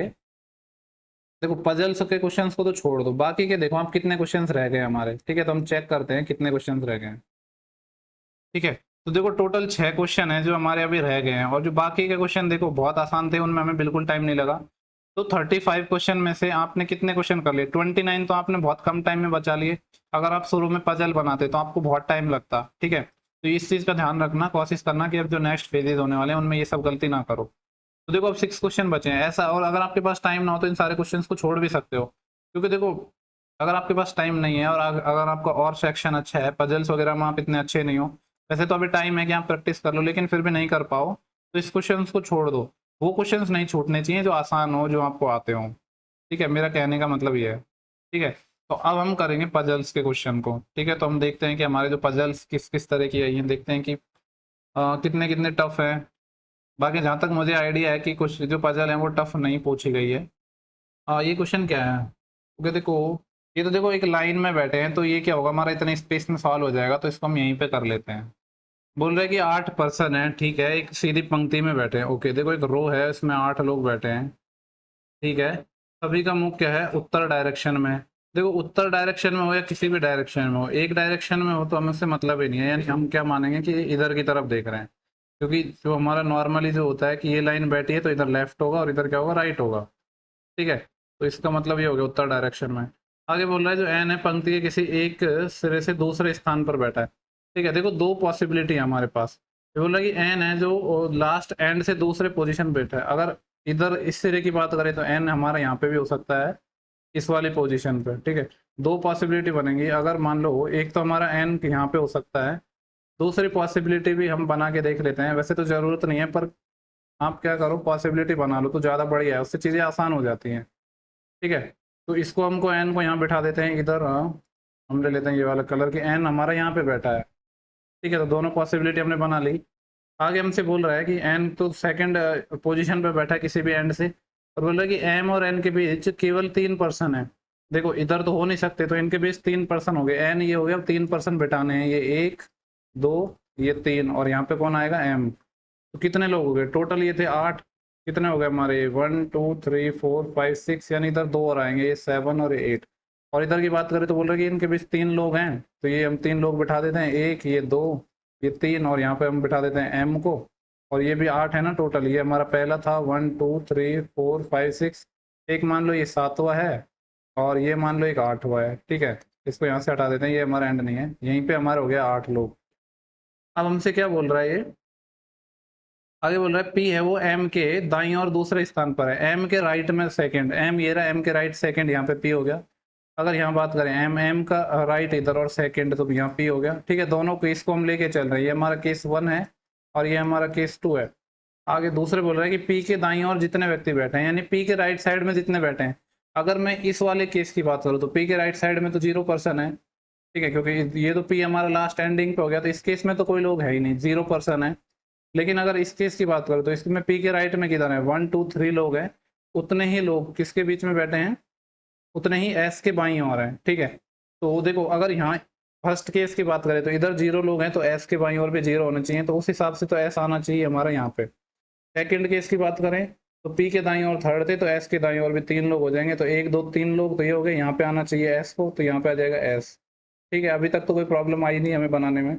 आगे हमसे बोल रहा है कि टी और एस के बीच केवल 3 लोग हैं। टी और एस के बीच, देखो एस ये रहा, अगर इधर तो 3 लोग बिठाएं तो 1 2 3, यहाँ पे टी हो नहीं सकता, तो अगर इधर 3 लोग बिठाएं तो 1 2 3 यहाँ पे टी होगा सेकंड वाले केस में। पहले वाले की देखते हैं कि एस हमारा ये है और 3 लोग हैं, 1 2 3 यहाँ पे टी होगा। ठीक है, तो ये हमारा हो गया, दोनों केसों में हमने बिठा दिए हैं। आगे बोल रहे हैं टी पंक्ति के किसी भी सिरे पर नहीं बैठा है। ओके, तो देखो सारी कहानी खत्म हो गई। और वैसे अगर आप एक ही फिगर बनाते हैं तो आपको ये चीज़ बनाने की जरूरत नहीं पड़ती, लास्ट में आप पढ़ लेते हैं कि टी किसी एंड पे नहीं है। तो ठीक है, ये हो गया हमारा गलत, तो हमारा सिर्फ पहला ही केस सही है। तो बोल रहा है कि वाई है वो एक्स के दाईं ओर ठीक बगल में है। वाई कहाँ है, एक्स के दाईं ओर ठीक बगल में। देखो एक्स के ठीक दाईं ओर बगल में, यानी एक्स और वाई ऐसे आएंगे, यानी 2 पोजीशन चाहिए हमें। 2 पोजीशन कहाँ पे खाली है, सिर्फ यहीं पे खाली है। तो यहाँ क्या आ जाएगा, हमारा एक्स आ जाएगा और यहाँ वाई आ जाएगा। तो सारे लोगों का अरेंजमेंट हो गया ना, 1 2 3 4 5 6 7 बचा हुआ यहाँ पे आ जाएगा, जो भी बच रहा है। ठीक है, और बच कौन रहा है, वैसे एम हो चुका हमारा, एन हो चुका, पी हो चुका, एस हो चुका, टी हो चुका, वी नहीं हुआ, यहाँ पे आएगा वी। ठीक है, ये सेकंड केस हो गया हमारा गलत। पूछ रहा है कि क्या पूछ रहा है, वी के बाईं ओर तीसरे स्थान पर कौन बैठा है। वी ये रहा, वी के बाईं ओर तीसरे स्थान पर, पहला दूसरा तीसरे स्थान, तीसरे स्थान पर कौन बैठा है, वाई, जो कि है ऑप्शन नंबर हमारा थर्ड। ठीक है, तो देखो क्वेश्चन भले ही पजल का था, सिर्फ एक क्वेश्चन पूछा गया, लेकिन था तो आसान है, ऐसा टफ तो कुछ था ही नहीं सवाल में। ठीक है, तो अब हम बात करते हैं हमारे जो बचे हुए पजल्स के क्वेश्चन की। देखो ये बोल रहा है कि 6 पर्सन है एक वृत्ताकार मैच के केंद्र की तरफ मुंह करके बैठे हैं। ठीक है, बी है वो ई के दाईं और दूसरे स्थान पर है। ई के राइट में देखो 6 लोग बिठाने हैं हमें, 1 2 3 4, और मान लेता हूँ ये 5वां ये छठा। तो क्या बोल रहा है, जो बी है वो ई के दाईं और दूसरे स्थान पर, ई को मैं यहाँ मान लेता हूँ, तो ई का दायां कितना होगा, इधर तो लेफ्ट होगा, इधर राइट होगा, तो दाएं दूसरे स्थान पर, यानी राइट दूसरे स्थान पर, ये पहला ये दूसरा। ई के राइट में कौन हो गया, यहाँ पे बी हो गया, तो ये वाली लाइन हो गई हमारी यूज। आगे बोल रहा है सी है वो ई के बाईं ओर ठीक बगल में है। ई ये रहा ई के बाईं ओर, ई के बाएं ओर यानी ई के लेफ्ट में ठीक बगल में, यहाँ पे हो जाएगा हमारा सी, तो ये भी लाइन हो गई हमारी यूज। आगे बोल रहा है एफ है वो डी के दाईं ओर दूसरे स्थान पर है। देखो डी के दाईं ओर दूसरे स्थान पर है, आपको पता है कि ये हमारा लेफ्ट है, इधर हमारा राइट है। बोल रहा है कि एफ है वो डी के दाईं ओर दूसरे स्थान पर, तो देखते हैं कि डी कहाँ कहाँ हो सकता है। अगर डी को हम यहाँ बैठाएं तो इसके राइट में पहला दूसरा एफ यहाँ हो सकता है। दूसरी कौन सी पोजीशन खाली थी हमारी, ये थी। अगर हम डी को यहाँ बैठा दें तो इसके राइट में पहला दूसरा ऑलरेडी सी बैठा है, यानी यही वाली हमारी पोजीशन खाली है, और ऐसे ही आएंगे। तो कितने लोगों को बैठा दिया हमने, 1 2 3 4 5, तो सिर्फ एक बचा है। कौन बचा है, यही बचा है हमारा, बाकी तो सब हमने बैठा दिए हैं। अब हमसे पूछ रहा है कि ए के दाईं ओर यानी ए के राइट में तीसरे स्थान पर कौन है। ए ये रहा, और ए का राइट, राइट मतलब इधर थर्ड स्थान पर, पहला दूसरा तीसरा कौन होगा, डी, जो कि ऑप्शन नंबर है हमारा सेकंड। ठीक है, तो देखो आसान पजल थी, ना कोई इसमें पॉसिबिलिटी थी, नॉर्मली हमारा आंसर आ गया। क्वेश्चन नंबर 13 है हमारा दूसरा पजल का क्वेश्चन। ये क्या है, 8 पर्सन है, ठीक है, ये एक वर्गाकार यानी कि स्क्वायर मैच है, उसके चारों ओर बैठे हैं, 4 व्यक्ति कोनों पर हैं और एक मिड में। ओके, देखो ऐसे है हमारी कहानी। देखो ये हमारी एक स्क्वायर टेबल है, इस पे 4 लोग बैठे हैं, 4 बैठे हैं कोनों पर और सारे अंदर देख रहे हैं, ये 4 हो गए, और 5वां यहाँ पे हो जाएगा, छठा यहाँ मिड में है, ये 7वां, ये 8वां, ऐसे बैठे हैं हमारे, टोटल 8 लोगों को बिठाना है। ठीक है, तो देखते हैं कि क्या क्या कहानी दी है। देखो ये हमारे एक स्क्वायर शेप हो गए जिसमें 8 लोग बिठा दिए, जो 8 लोगों को बिठाना है सभी के सभी क्या देंगे, इन साइड देख रहे हैं। आगे बोल रहा है एस है, यू के बाईं ओर ठीक बगल में बैठा है, यानी जो एस है हमारा वो क्या है, यू के बाईं ओर, यानी 1 लेफ्ट में है किसके, यू के। तो एक कंडीशन तो हमारी ये हो गई, इसको मैंने अभी लिख लिया क्योंकि अभी हमें पता नहीं है कौन किधर बैठा है। एस 1 लेफ्ट में हो गया यू के, तो आगे बोल रहा है यू है वो टी के बाईं ओर ठीक बगल में बैठा है, यानी जो यू है वो क्या है, टी के बाईं ओर ठीक बगल में, यानी 1 लेफ्ट में है किसके, टी के। ये हो जाएगा हमारा टी के बाईं ओर ठीक बगल में। धन आगे बोला टी किसी भी एक भुजा के मध्य स्थान पर बैठा है। ओके, देखो टी के बारे में हमें फिक्स कंडीशन दे दी कि कोई भी एक साइड है उसके किसी मिड में बैठा है, मान लिया कि टी यहाँ पे बैठा है। ठीक है, तो इस लाइन से हमारा जो पजल बनना स्टार्ट हुई है, क्योंकि अब तक हमको फिक्स चीज़ें पता नहीं थी। आगे बोल रहे हैं आर है यू के दाईं ओर तीसरे स्थान पर बैठा है, और इसको भी लिख लेते हैं, आर है वो थर्ड राइट में है किसके, यू के। पी है वो वी और आर दोनों के ठीक बगल में बैठा है, यानी जो पी है वो वी और आर इन दोनों के बीच में पी है। डब्ल्यू है टी के ठीक बगल में नहीं है। ठीक है, इस लाइन का भी हम यूज करेंगे। अब हम बनाते हैं देखो पजल को। तो यहाँ पे हमें देखो एक कंडीशन क्या गई थी, तो यू था 1 लेफ्ट में था टी के, तो टी है, अब टी का 1 लेफ्ट क्या क्या होगा, टी का 1 लेफ्ट इधर होगा, लेफ्ट क्योंकि लेफ्ट हमारा इधर होगा, राइट हमारा इधर होगा, तो इसका 1 लेफ्ट कौन सा हो गया, ये हो गया। तो टी के 1 लेफ्ट में यू को यहाँ बिठा दिया हमने, तो ये वाली कंडीशन होगी हमारी यूज। अभी बोल रहा है कि जो एस था वो 1 लेफ्ट में था यू के, तो यू का 1 लेफ्ट इधर हो गया, यहाँ पे एस हो गया, तो ये वाली कंडीशन भी हमने कर लिया यूज। अब देखो इन दोनों से रिलेटेड क्या है, बोल रहे हैं कि आर है थर्ड राइट में है यू के, यू ये रहा, और यू का थर्ड राइट कौन सा होगा, पहला दूसरा तीसरा, यहाँ पे है हमारा आर, तो ये वाली भी कंडीशन यूज हो गई। और बोल रहा है कि जो वी और आर है उनके बीच में पी है, तो वी यहाँ पे तो नहीं हो सकता, यानी वी को यहाँ पे होना पड़ेगा, इन दोनों के बीच में पी हो गया। और बोला डब्ल्यू है टी के ठीक बगल में नहीं है, देखो टी के ठीक बगल में, यानी डब्ल्यू यहाँ पे नहीं है, तो इसके लिए पोजीशन सिर्फ खाली बची है, ये डब्ल्यू होगा यहाँ पे। तो हो गया ना अरेंजमेंट, 7 लोग बैठा दिए, बचा हुआ 8वां यहाँ आ जाएगा।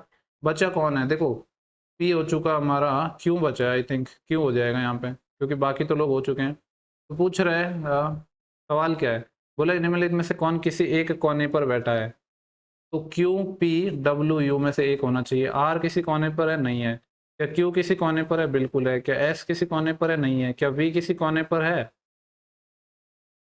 वी भी नहीं है। तो हमारा क्या हो जाएगा, ऑप्शन नंबर सेकंड इस सवाल का सही जवाब हो जाएगा। ठीक है, हमने वेरीफाई भी कर लिया सारे ऑप्शन को चेक करके कि हमारी जो पजल है वो सही है कि नहीं है। ठीक है, तो देखो इसका तो हो गया ऑप्शन नंबर 2। इसके बाद देखते हैं हमारी नेक्स्ट पजल और कौन सी बची हुई है।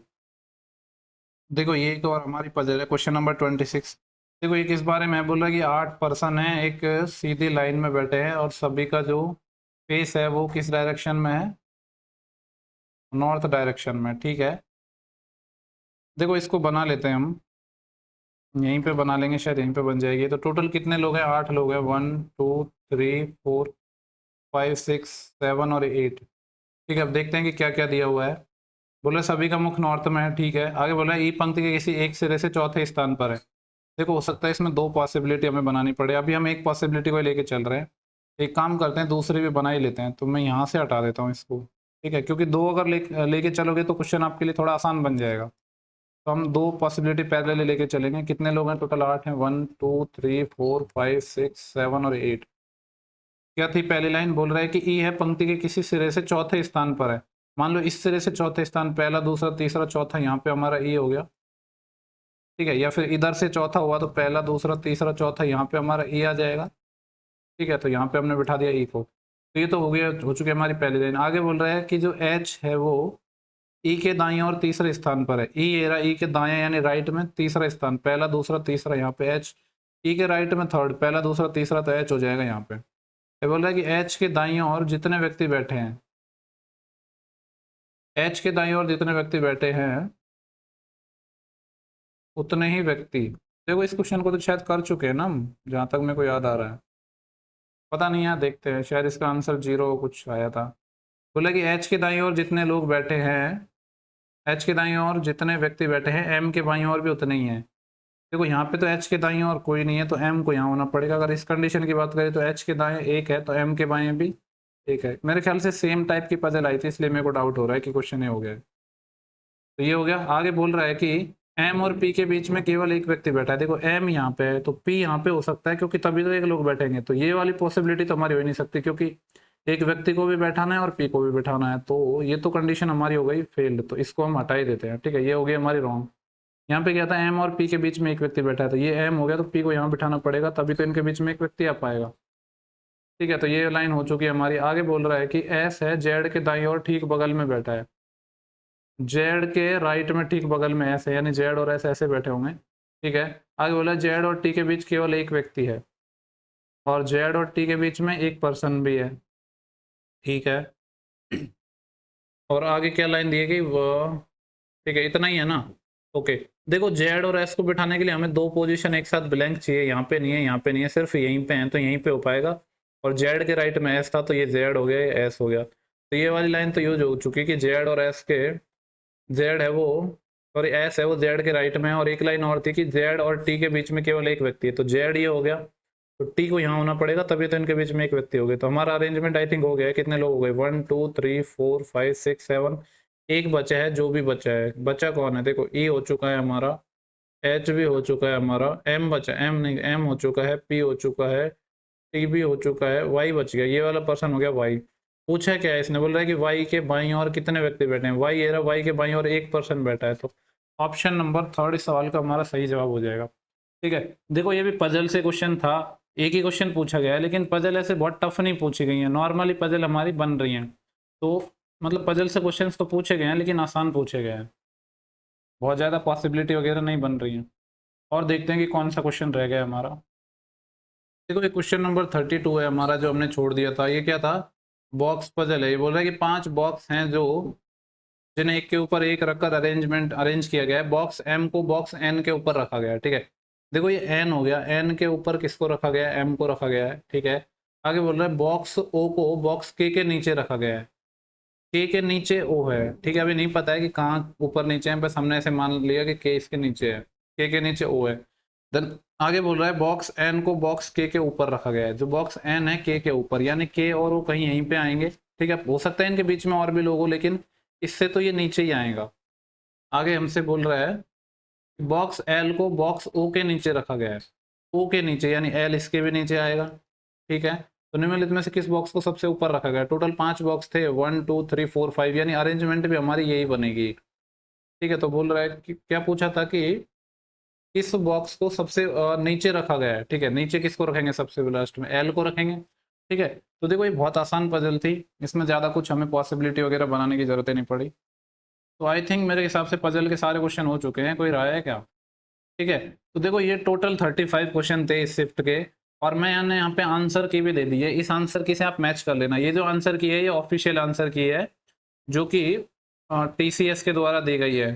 ठीक है, तो अगर कोई क्वेश्चन गलत हो तो आप मैच कर लेना। जहाँ तक है सारे क्वेश्चन सही है, मेरे ख्याल से ऐसा कोई क्वेश्चन गलत हमें मिला नहीं है सॉल्व करते टाइम। फिर भी आप मैच कर लेना, और हो सकता है मैंने कोई क्वेश्चन गलत बताया हो तो उसको भी मैच कर लेना। वैसे शायद गलत तो नहीं होना चाहिए, बट फिर भी गलती हो जाती है। ठीक है, देखो हमारी शिफ्ट फर्स्ट कंप्लीट हो चुकी है, अब हम बात करेंगे शिफ्ट सेकंड की। ठीक है, तो देखो इस शिफ्ट को भी हम उसी तरीके से सॉल्व करेंगे जैसे हमने शिफ्ट फर्स्ट की है। जो हम एग्जाम पॉइंट ऑफ व्यू से शिफ्ट को सॉल्व करेंगे, क्योंकि हम एग्जाम में भी ऐसे ही करते हैं ना कि चीज़ जो आसान चीज़ें उनको पहले करते हैं, जो लेंदी चीज़ें हैं उनको हम बाद के लिए छोड़ देते हैं। तो उसी तरीके से हम इस पेपर को सॉल्व करेंगे। देखो यहाँ पे बोल रहे हैं सारे के सारे आर्केड है, फूल है। आर्केड को मान लो मैं ए से रिप्रेजेंट कर रहा हूँ, तो ये हो गया मेरा आर्केड। आगे बोले सभी आर्किड फूल है, फूल फ्लावर, तो इसको मैं रिप्रेजेंट कर रहा हूँ एफ से, तो सारे आर्किड क्या हो गए, फ्लावर हो गए। देन आगे बोल रहे हैं सम आर्किड आर सुंदर, सुंदर ब्यूटीफुल है, इसको मैं बी से रिप्रेजेंट कर रहा हूँ, तो बोल रहे हैं सम आर्किड आर ब्यूटीफुल। तो देखो आर्किड ये है, ब्यूटीफुल को मान लो मैं यहाँ पे बना रहा हूँ। तो अब हमसे जो रिजल्ट बोल रहा है कि कुछ फूल सुंदर है, कुछ फूल सुंदर है, इसका मतलब है कुछ सम फ्लावर आर ब्यूटीफुल। तो फ्लावर और ब्यूटीफुल में तो देखो कॉमन है ये वाला पार्ट, ये काफी सारा कॉमन है, तो ये हो जाएगा सही। दूसरा बोल रहा है कि all beautiful is a flower, के सारे ब्यूटीफुल है वो फ्लावर है, नहीं, गलत बात। तो सिर्फ हमारा ऑप्शन फर्स्ट सही होगा, जो कि किसमें है, ये दिया है 4 में। तो ठीक है, तो पहला तो आसान क्वेश्चन था। देखो क्वेश्चन नंबर 2 की बात करें तो ये हमारा पजल का क्वेश्चन है, अभी इसको हम छोड़ के चल रहे हैं, इसको बाद में डिस्कस करेंगे। क्वेश्चन नंबर 3 ये है हमारा चाइनीज कोडिंग से रिलेटेड है। ठीक है, तो इसका तो आपको तरीका पता ही है, पिछली शिफ्ट में भी जैसे आया था। तो सबसे पहले क्या करेंगे हम, जो सबसे एक ऐसा वर्ड ढूंढेंगे जो या हो तीनों में कॉमन हो, अगर नहीं हो तो फिर कोई प्रॉब्लम नहीं है। मान लो देखो यूआर इसमें है, यूआर इसमें, यूआर भी इसमें है, तो इसका कोड क्या होगा, SRTWBLCA। ऐसा क्या वर्ड है जो तीनों में कॉमन हो, तो देखो TW में कोई यहाँ नजर आ रहा है, TW यहाँ पे भी है और TW यहाँ पे भी है। यूआर का कोड हो गया, बोल रहा है कि स्पीक आउट माइंड, और यहाँ पे आउट है, यहाँ पे आउट है। ठीक है, ऐसा कोई वर्ड तो है नहीं कि जो तीनों में नहीं है, बिल्कुल नहीं है। ठीक है, तो देखो अब देख लेते हैं, दो दो में देख लेते हैं, जब तीनों में नहीं है। तो जैसे यहाँ बात करें, यहाँ पे माइंड है और यहाँ पे माइंड है, तो इन दोनों में SRBLCA बचा है, तो CA यानी सी इसका कोड हो गया, सी इसका कोड हो गया। हमें चाहिए आर और आउट का कोड। आउट की बात करें तो देखो मैं यहाँ पे कलर चेंज कर लेता हूँ। आउट हमारा यहाँ पे है, और देन इसमें था, और आउट पहले वाले में, इन दोनों में आउट है। तो इन दोनों में कॉमन क्या बचा है हमारा, SRPUEN, तो SR बचा है ना, तो SR हो जाएगा हमारा किसका कोड, आउट का। तो एक तो हमें SR तो चाहिए, ये ऑप्शन नहीं हो सकता, ये नहीं हो सकता, SR तो चाहिए ही। दूसरा देखो हमें क्या चाहिए, आउट के लिए कोड चाहिए ना, और आउट के लिए तो हमारा कोड हो चुका है SR। अब हमें किसके लिए कोड चाहिए, आर के लिए। और आर की अगर हम बात करें तो देखो और क्या कॉमन है जो हमारे वर्ड्स हैं इनके बीच में, यहाँ पे देखो इन तीनों का हो चुका है, इसका मतलब है स्पीक का तो हमारा BL हो जाएगा, लेकिन स्पीक हमें चाहिए नहीं। यहाँ पे है रिजल्ट्स आर, देखो रिजल्ट्स इसमें भी है, रिजल्ट्स इसमें भी है, तो दोनों में कॉमन क्या बचा है, PU, तो PU, तो रिजल्ट्स हो जाएगा PU। देखो यहाँ पे PU है, और जबकि हमें आर का चाहिए, यानी ये तो नहीं होगा ऑप्शन, तो बचा क्या है, EN ही है। वैसे चेक भी कर लेते हैं, अगर मैं EN की बात करूँ, यहाँ पे आर ही बचा है ना, आर का कोड EN हो जाएगा, तो SREN आएगा। ठीक है, तो ये सवाल का हमारा सही जवाब हो गया।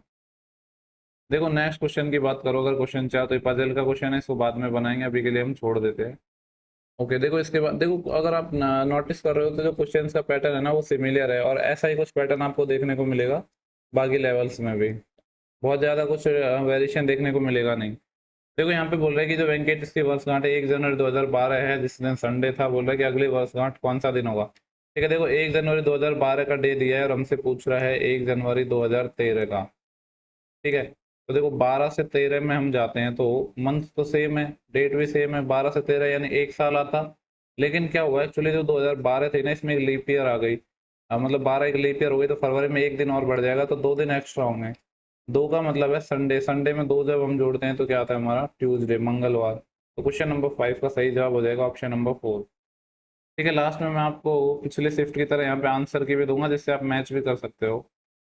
ओके, देखो बोल रहा है कि यहाँ पे निकालना है, देखो 10 से 7 है -3, 18 से 15 -3, तो 16 - 3 13, मतलब M चाहिए। ये नहीं हो सकता, ये नहीं हो सकता। लास्ट वर्ड को चेक कर लेते हैं, यहाँ पे I है और यहाँ पे O है, तो लास्ट वर्ड का क्या सीन है, 3 से 2 है, सॉरी 5 से 2 है, तो -3। Y से क्या है हमारा, मतलब Y आता है 25, 25 से 22 -3, तो L -3, तो 12 - 3 9, 9 मतलब I, M से स्टार्ट होगा और I पे खत्म होगा। तो ये वाला ऑप्शन है, ये हमारा आई पे खत्म नहीं है, तो ये गलत हो जाएगा, ऑप्शन नंबर पहला सही होगा। ठीक है, तो देखो ऑप्शन एलिमिनेशन आप यूज किया करो एग्जाम में, ये बहुत काम की चीज है। ओके, देन इसके बाद बोल रहे हैं कि रोशनी को ठीक से याद है कि जो श्रेष्ठा की जो वर्षगांठ है गुरुवार के पहले है, किंतु सोमवार के बाद।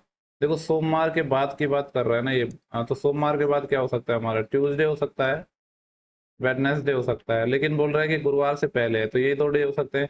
अब बोले कल्याण को ठीक से याद है कि श्रेष्ठा की जो वर्षगांठ है मंगलवार के बाद है, मंगलवार के बाद है, तो इन दोनों में कॉमन क्या है, वेडनेसडे बताए, तो बोले श्रेष्ठा की वर्षगांठ निम्नलिखित में से किस दिन होगी, तो वेडनेसडे मतलब बुधवार। तो ऑप्शन नंबर फर्स्ट इस सवाल का सही जवाब हो जाएगा। ओके, देखो इसके बाद हमें वापस ढूंढना है कि यहाँ पे क्या ढूंढना है, एक है जो नंबर रिलेटेड नहीं है किसी लॉजिक से, वो ढूंढना है। देखो यहाँ पे सिंपली समझ आ रहा है, ये 9 है, अगर इसमें से हम एक माइनस करें, उसका क्यूब करें, तो ये दिया हुआ है 10 है, तो एक माइनस करें 9, 9 का क्यूब ये दिया है, तो अगर इसमें से एक माइनस करें 5, 5 का क्यूब ये दिया है, ये है 5, 5 मैंने एक माइनस करें तो 4, लेकिन ये 4 का क्या है, क्यूब नहीं है, यानी यही हमारा सही जवाब हो जाएगा। ठीक है, तो क्वेश्चन नंबर 8 का हो गया हमारा 4। देखो नेक्स्ट क्वेश्चन की बात करें, क्वेश्चन नंबर 9। ये क्वेश्चन है तो हमारा पजल का, लेकिन छोटी पजल है, तो जो छोटी पजल होंगी उन्हें साथ साथ हम बना लेंगे, जो बहुत ज़्यादा बड़ी पजल है उनको हम बाद में देखेंगे। तो हम यहाँ बोल रहा है कि 6 पर्सन है, ठीक है, एक सामूहिक चर्चा में क्या है संलग्न थे। ए है ठीक है, ए है वो डी के ठीक पहले बोलता है, जो पहले बोलता है उसको मैं टॉप पे लिख रहा हूँ।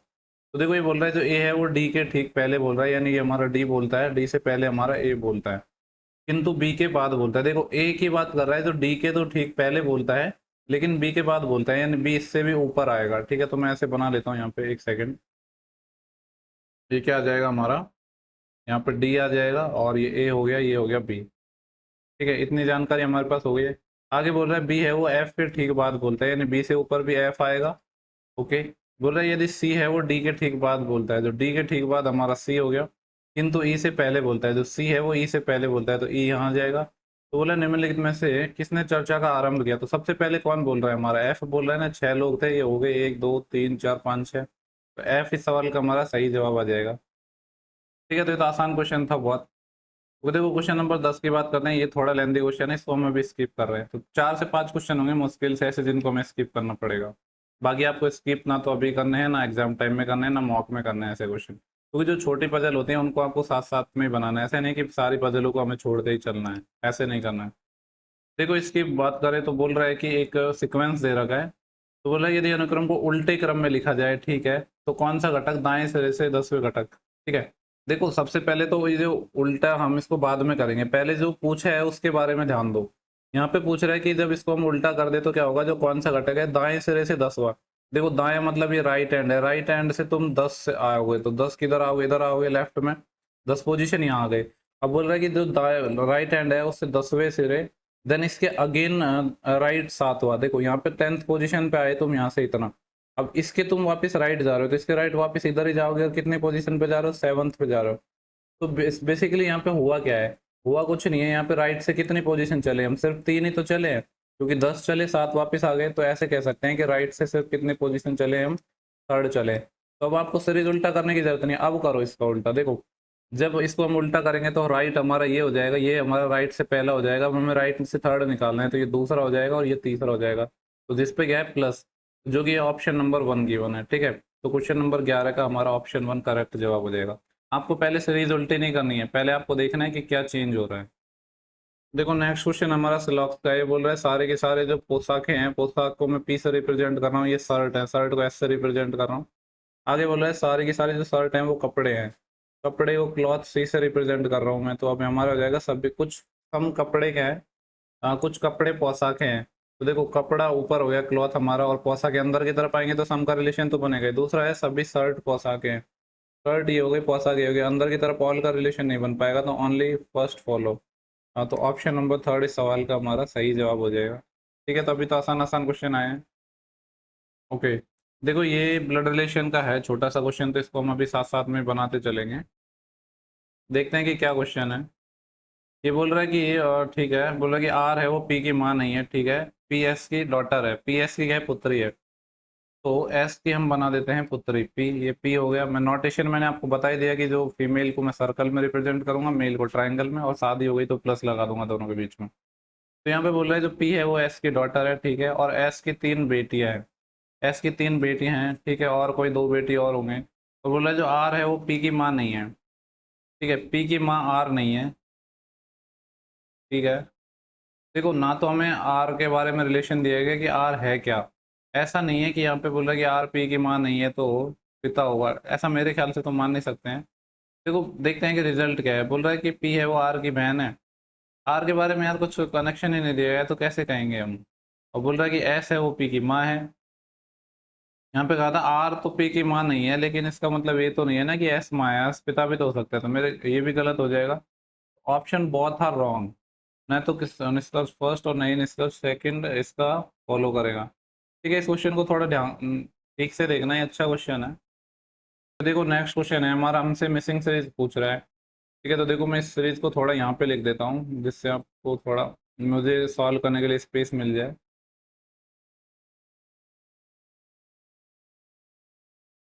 इतना हो गया ये। देखो यहाँ पे कितने का गैप आया है, मैं इन दोनों के गैप की बात करूँ तो कितने का आया है, -3। फिर इन दोनों के गैप की बात करूँ तो कितना आया, -5। तो इन दोनों के गैप की बात करूँ तो आया -7। देन आगे कितना आया है हमारा, 107 में से 108 गया तो 2 9 आ जाएगा। तो देखो 2 2 बढ़ रहे हैं, 3 5 7 9, तो आगे हमारा आना चाहिए 11, -11। तो 108 में से 11 जाएंगे तो 8 जाएंगे तो 100 बच जाएंगे, 3 को और जाना पड़ेगा तो 97 आना चाहिए। और ऑप्शन नंबर थर्ड हमारा 97 गिवन भी है। ठीक है, तो यही सवाल का हमारा सही जवाब हो जाएगा। ओके, इसके बाद बोला कि एक जनरल स्टोर में 5 उत्पाद हैं, ठीक है, अलग अलग मूल्य है। देखो ये भी छोटी पजल है, इसको बना लेते हैं हम। बोला कि जनरल स्टोर में 5 क्या है, कोई प्रोडक्ट है ए बी सी डी और ई, जिनका जो प्राइस है वो क्या है, अलग अलग है। बोला कि ए है वो सी से सस्ता है, जो महंगा है उसको मैं ऊपर लिखूंगा, सस्ता है उसको नीचे लिखूंगा। ए है सी से सस्ता है तो सी के नीचे ए आएगा, किंतु बी से तो बी से महंगा है तो ए बी से महंगा हो गया। बोला कि ई है वो सी से महंगा है, सी से भी महंगा हो गया ई, किंतु डी से सस्ता है, जो ई है वो डी से सस्ता है। ठीक है, तो डी से महंगा हो जाएगा। बोला कि कौन सा उत्पाद सबसे सस्ता है। टोटल 5 थे ना प्रोडक्ट, 1 2 3 4 5 हो गए, तो सबसे सस्ता होगा, दैट वाज बी। तो क्वेश्चन नंबर 15 है, इसका जो सही जवाब हो जाएगा वो है ऑप्शन नंबर 4 बी। ओके, देखो ये पजल का ही क्वेश्चन है और इतना कुछ टाइम टेकिंग है नहीं, डायरेक्शन का ही क्वेश्चन है बेसिकली ये। डायरेक्शन पता ही है आपको, ये वाली डायरेक्शन होती है नॉर्थ ईस्ट वेस्ट साउथ। ये बोल रहा है कि रूपाली एक खास रास्ते से अपने घर से ऑफिस जाती है, ठीक है। प्रारंभ में वह जो उत्तर की यानी नॉर्थ डायरेक्शन की ओर 17 किलोमीटर चलती है। मान लो ये इसका यहाँ पे इनिशियली पॉइंट था, ये 17 किलोमीटर चली नॉर्थ में, ठीक है, तो ये 17 चली। देन इसके बाद क्या हुआ, फिर अपने दाईं और पूरब की ओर मुड़ती है, यानी यहाँ से राइट मुड़ती है ईस्ट साइड में, तो यहाँ से राइट मुड़ा, इस साइड आ गया, ठीक है। और उसके बाद क्या होता है, 15 किलोमीटर चलती है, ठीक है, ये 15 किलोमीटर चली, मान लो यहाँ के इस पॉइंट पे पहुंच गई। यहाँ से क्या है, पुनः दाईं ओर मुड़ती है, यानी राइट साइड मुड़ती है और 17 किलोमीटर चलती है। इस पोजीशन से राइट साइड मुड़ना और वापस 17 चलना, यानी इस पॉइंट पर आ जाएंगे हम, सेम ही पॉइंट पर आ जाएंगे, पैरेलल हो जाएंगे, क्योंकि यहाँ पॉइंट है उतनी डिस्टेंस हमारी है। तो आगे बोल रहा है कि अब वह बाएं मुड़ती है और 7 किलोमीटर चलती है। देखो यहाँ इस पोजीशन पे कोई बंदा है और बाएं मुड़ा है, मतलब इधर जाएगा 7 किलोमीटर, और किस पॉइंट पर पहुंचती है, जो भी पॉइंट होगा, ऑफिस है, ये ऑफिस पे पहुंचती है। तो बोल रहा है कि वह अपने घर से किस दिशा में और कितनी दूर निम्नलिखित दूरी पर विचार करते हुए सभी मोड़ 90 डिग्री के हैं। वह अपने घर से किस दिशा में और कितने दूर है। तो देखो घर से बात करें तो ये जिसका घर था, तो इसकी डायरेक्शन में जो डायरेक्शन है वो तो हो जाएगी ईस्ट। ये नहीं होगा, ये नहीं होगा, तो हमारा आंसर आएगा ईस्ट। और पूछ क्या रहा है, एक तो हमारा पूछ रहा है इसमें डायरेक्शन पूछ रहा है, दूसरा डिस्टेंस भी तो पूछ रहा है, सॉरी। ये देखो डिस्टेंस की बात करें तो ये वाली दूरी हमने इतनी चली है 15 और 7 ये चली है, तो 22 किलोमीटर हो जाएगा ईस्ट में। ठीक है, तो क्वेश्चन नंबर जो 16 है इसका हमारा सही जवाब ऑप्शन नंबर ए हो जाएगा। आई होप आपको क्लियर हुआ हो। ओके, देखो नेक्स्ट क्वेश्चन है, बोल रहा है यदि पेंसिल को पेन कहा जाता है, ये इज कॉल्ड वाले रिलेशन है, दो तरह के आते हैं। ठीक है, ये क्या है कि बोल रहा है कि पेंसिल इज कॉल्ड पेन, और एक आता है मीन्स वाले। तो मीन्स वाले में आपको बताइए कि आप बैकवर्ड में जाते हो, और इज कॉल्ड वाले के केस में फॉरवर्ड डायरेक्शन में आते हो। तो बोला पेंसिल को पेन कहा जाता है, पेन को छाता कहा जाता है, समथिंग समथिंग। तो आगे पूछ रहा है हम वर्षा से बचने के लिए किसका उपयोग करते हैं, तो हम वर्षा से बचने के लिए छाता का उपयोग करते हैं। और यहाँ पे ये जरूरी है कि छाता को क्या कहा जाता है, तो पुस्तक कहा जाता है, तो छाता को पुस्तक। तो पुस्तक इस सवाल का हमारा सही जवाब हो जाएगा। क्योंकि देखो इस क्वेश्चन को बाद में करेंगे, ऐसे तो इतना आसानी क्वेश्चन है, फिर भी हम बाद में करेंगे इसको। ठीक है, इसके बाद क्वेश्चन नंबर 19 की बात करते हैं। देखो ये डायरेक्शन का क्वेश्चन है, तो डायरेक्शन के क्वेश्चन में हम क्या करते हैं कि जो डायग्राम वगैरह आपको बनाने की जरूरत नहीं है। इसमें आप देखोगे क्लॉकवाइज कितना घूम रहा है और एंटी क्लॉकवाइज कितना घूम रहा है। ठीक है, देखो ये बोल रहा है कि रेखा पूर्व की ओर मुख करके खड़ी है, यानी देखो डायरेक्शन तो अगर हम बात करें तो नॉर्थ हो गया, ईस्ट हो गया, वेस्ट हो गया, साउथ हो गया, यानी इस डायरेक्शन में इनिशियल पोजीशन पता है हमको किस में खड़ी है, ईस्ट में खड़ी है ये। देन उसके बाद क्या बोल रहा है, वह 90 डिग्री दाएं मुड़ गई, राइट मुड़ गई। देखो यहाँ से 90 डिग्री राइट मुड़ गई, राइट मुड़ने का मतलब क्या है, क्लॉकवाइज डायरेक्शन में घूमी है, कितना 90 डिग्री, तो क्लॉकवाइज में हो गया 90 डिग्री। देन आगे क्या बोल रहा है, फिर वामाव्रत। देखो जो ये वामाव्रत है इसका मतलब होता है एंटी क्लॉकवाइज। ठीक है, अगर आप हिंदी मीडियम से हो ना तो भी हो सकता है आपको कंफ्यूज हो इस चीज में, मेरे को भी बहुत बार कंफ्यूज होता था लेकिन अब नहीं होता है। वामाव्रत का मतलब होता है एंटी क्लॉकवाइज। देखो क्लॉकवाइज को हम यहाँ लिख रहे हैं, एंटी क्लॉकवाइज को यहाँ लिख रहे हैं, क्योंकि क्लॉकवाइज से एंटी क्लॉकवाइज कट जाएंगे, इसलिए हम इनको दोनों को क्या अलग अलग लिख रहे हैं। तो एंटी क्लॉकवाइज कितना घुमा है, 45। देन आगे क्या बोल रहा है, फिर वह दक्षिणाव्रत, दक्षिणाव्रत यानी क्लॉकवाइज डायरेक्शन में वापस कितना घुमा है, 90 डिग्री, तो ये 90 डिग्री हमने बना दिया। ओके, तो देखो यहाँ पे हुआ क्या है, 180 डिग्री तो हमारा क्लॉकवाइज है और 45 एंटी क्लॉकवाइज है, तो ओवरऑल अगर हम बात करें तो कितना हो गया हमारा, ये आ जाएगा 135, 135 डिग्री क्लॉकवाइज, यही है ना। अब देखो ईस्ट डायरेक्शन है, ईस्ट का 135 क्लॉकवाइज क्या होगा, यहाँ पे इतना हमारा 90 हो जाएगा, तो ये वाली डायरेक्शन आएगी हमारी। अब इसको हम क्या बोलते हैं, इसके रेस्पेक्ट में बोलते हैं, साउथ है और ये वेस्ट, तो इसको बोलेंगे साउथ वेस्ट। साउथ का मतलब दक्षिण और वेस्ट का मतलब पश्चिम, दक्षिण पश्चिम। तो ऑप्शन नंबर 1 इस सवाल का सही जवाब होगा। आई होप आपको क्लियर हुआ। वैसे डायग्राम बनाने की जरूरत नहीं है, आप ये देख लो कि क्लॉकवाइज कितना घूम रहा है, एंटी क्लॉकवाइज कितना घूम रहा है, फिर उस हिसाब से क्लॉकवाइज से एंटी क्लॉकवाइज जो भी बड़ा है उसको माइनस कर दो, और फिर जितना हमारा एंगल बचे उस हिसाब से आप निकाल लो। ओके, इसके बाद हम बात करते हैं क्वेश्चन नंबर 20। ये बोल रहा है कि कुड को ऐसे लिखा है, देखो यहाँ लिख रहा हूँ मैं, वहां पर स्पेस नहीं है हमारे पास, COULD, इसको लिखा है इन्होंने BN। देखो अगर आप पजल्स को छोड़ दो ना तो बाकी सारा पेपर बहुत ही ज्यादा आसान आया है, और पजल भी बहुत सिंपल आई है, क्योंकि एक क्वेश्चन पूछा है एक पजल पे, तो बहुत ज्यादा टफ नहीं पूछी है। ओवरऑल अगर पेपर की बात करो तो आसान ही है, या कह सकते हो आप इजी से मॉडरेट है, टफ तो नहीं था। तो देखो C से B है -1, 15 से 14 -1 -1 -1 -1, देखो कितने सिंपल सिंपल लॉजिक लग रहे हैं। तो ऐसे ही मार्जिन को भी -1 करके लिखा है, तो हमसे जो पूछा है उसके अकॉर्ड कर देंगे। देखो M से -1 करेंगे तो L आएगा, ये ऑप्शन खत्म, ये खत्म। देखो अब यहाँ पे L है N है, इनको तो देखे नहीं, L N के बाद थर्ड वर्ड देखेंगे, यहाँ पे T है और यहाँ पे K है। तो अगर थर्ड वर्ड की बात करें तो K में U में से जब -1 करेंगे तो क्या आएगा, T आएगा, K तो आएगा नहीं, तो ये भी खत्म, ऑप्शन नंबर सेकेंड। ठीक है, तो आपको सारी चीजें बनाने की जरूरत नहीं है, आप ऑप्शन का इस्तेमाल करोगे तो चीजें बहुत आसान हो जाएंगी आपके लिए। ठीक है, तो ये सवाल हमारा हो चुका है, इसको हम यहाँ से थोड़ा इरेज कर देते हैं क्योंकि हमें बनाना है नेक्स्ट क्वेश्चन। देखो ये सवाल है, ओके देखो ये डाटा सफिशिएंसी का सवाल है, बोल रहा है कि कौन से जो स्टेटमेंट है जो हमारे क्वेश्चंस का देने के लिए पर्याप्त होंगे नहीं होंगे। देखो प्रश्न क्या है हमारा, क्वेश्चन क्या है, बोल रहा है कि सुजाता की वर्षगांठ किस दिन है, यानी डेट की पूछ रहा है कि ये डेट किस दिन होगी। अब हमारा पहला स्टेटमेंट क्या है, बोल रहा है कि टॉम को ठीक से याद है कि जो उसकी वर्षगांठ है वो क्या है, मंगलवार के बाद है। देखो मंगलवार के तो बाद है, मंगलवार के बाद मतलब वेडनेसडे को ये सब हो सकते हैं, और लेकिन शनिवार से पहले यानी सैटरडे से पहले है, तो वेडनेसडे या थर्सडे को हो सकता है, या फिर हमारा फ्राइडे को हो सकता है। तो ये 3 डेज है, तो यहाँ से तो भी हम क्लियरली नहीं कह सकते कि इससे हमें पता चलेगा या नहीं। हम सेकंड की बात करते हैं। सेकंड बोल रहा है कि अनु को ठीक से याद है कि जो उसकी वर्षगांठ है गुरुवार से पहले है। देखो थर्सडे से पहले है और सोमवार के बाद है, तो सोमवार के बाद, तो यहाँ पे देखो क्या आ गया हमारा, अगर मैं बात करूँ तो इसके अकॉर्डिंग क्या आएगा, एक हमारा ट्यूसडे आएगा, ठीक है, और एक क्या आएगा, वेडनेसडे। देखो ना ही इससे पता चल रहा है ना इससे पता चल रहा है, लेकिन अगर हम दोनों स्टेटमेंट को जोड़ दे तो हमें यहाँ पे कुछ कॉमन चीजें नजर आ रही हैं, आपको भी आ रही होंगी। क्या है यहाँ पे, वेडनेसडे क्या है, दोनों में कॉमन है, इसका मतलब है उसकी जो वर्षगांठ है वेडनेसडे को है। तो ये कब पता चल रहा है, जब हम दोनों स्टेटमेंट का यूज कर रहे हैं। इसका मतलब हमारा क्या आंसर क्या सही होगा, स्टेटमेंट फर्स्ट एंड सेकंड दोनों एक साथ मिलकर क्वेश्चन का आंसर देने के लिए सफिशिएंट है, तो ऑप्शन नंबर फर्स्ट इस सवाल का सही जवाब हो जाएगा। आई होप आपको क्लियर हुआ हो। ओके, नेक्स्ट वर्ड की बात करते हैं। ये बोल रहा है कि जो डॉल्फिन एक वर्ड है जिसमें से कितने लेटर है, अक्षर है, जिनको आप अल्फाबेटिकली यानी राइट लेफ्ट साइड से और राइट साइड से दोनों साइड से अगर काउंट करो तो उतने ही वर्ड आते हैं जितने की जो हमारे इंग्लिश अल्फाबेट में आते हैं। ठीक है, तो ये बड़े ही आसान क्वेश्चन होते हैं ऐसे क्वेश्चन। देखो क्या वर्ड है, DOLPHIN। इसको देखो काफी सारे तरीके हैं, बस इसके लिए क्वेश्चन ही आपको ABCD आनी चाहिए, और तो कुछ है ही नहीं इसमें ऐसा। तो देखो या तो आप नंबरिंग कर लो, अगर आपको ऐसे नहीं समझ आता तो नंबरिंग कर लेते हैं। चलो हमें ये 4 है, ये हमारा 15 हो गया, ये हमारा 12 हो गया, ये 16 हो गया, ये 8 हो गया, ये 9 हो गया, और ये 14 हो गया। अब आपको क्या करना है, एक एक को लेकर नंबरिंग करनी है और देखना है कि कौन चीज कॉमन आती है या नहीं। ठीक है, तो देखो हम पहले लेफ्ट साइड से करते हैं, तो यहाँ से 4 से करेंगे, तो देखो ऐसे काउंटिंग करेंगे तो सेम नंबर बनने चाहिए, यहाँ पे 5 नहीं है, 6 7 8। ओके देखो एक तो डी के साथ एच बन रहा है, तो एक हो गया, 8 के बाद 9 10, 9 भी बन रहा है यानी डी के साथ आई वाला भी बन रहा है, तो दो तो ये हो गए। ठीक है, अब हम इससे गिनेंगे 15 से, 16 17 18 19, 15 के साथ तो नहीं बनेगा, 12 के साथ 13 14 15 16, 12 के साथ नहीं बनेगा, 16 के साथ बनेगा ही नहीं क्योंकि 16 से बड़ा है ही नहीं। 8 के साथ 9 बनेगा, देखो एच और आई, तो एक क्या हो गया, एच आई।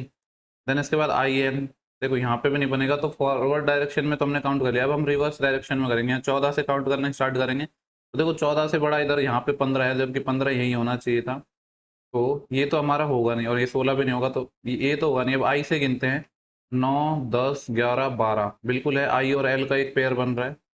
ठीक है, और देखो अगर आप ऑप्शन को ध्यान से देखो तो यहाँ पे 2 है, 2 से ज्यादा हमने निकाल लिए, शून्य होगा नहीं, 3 होगा नहीं, तो 4 होगा।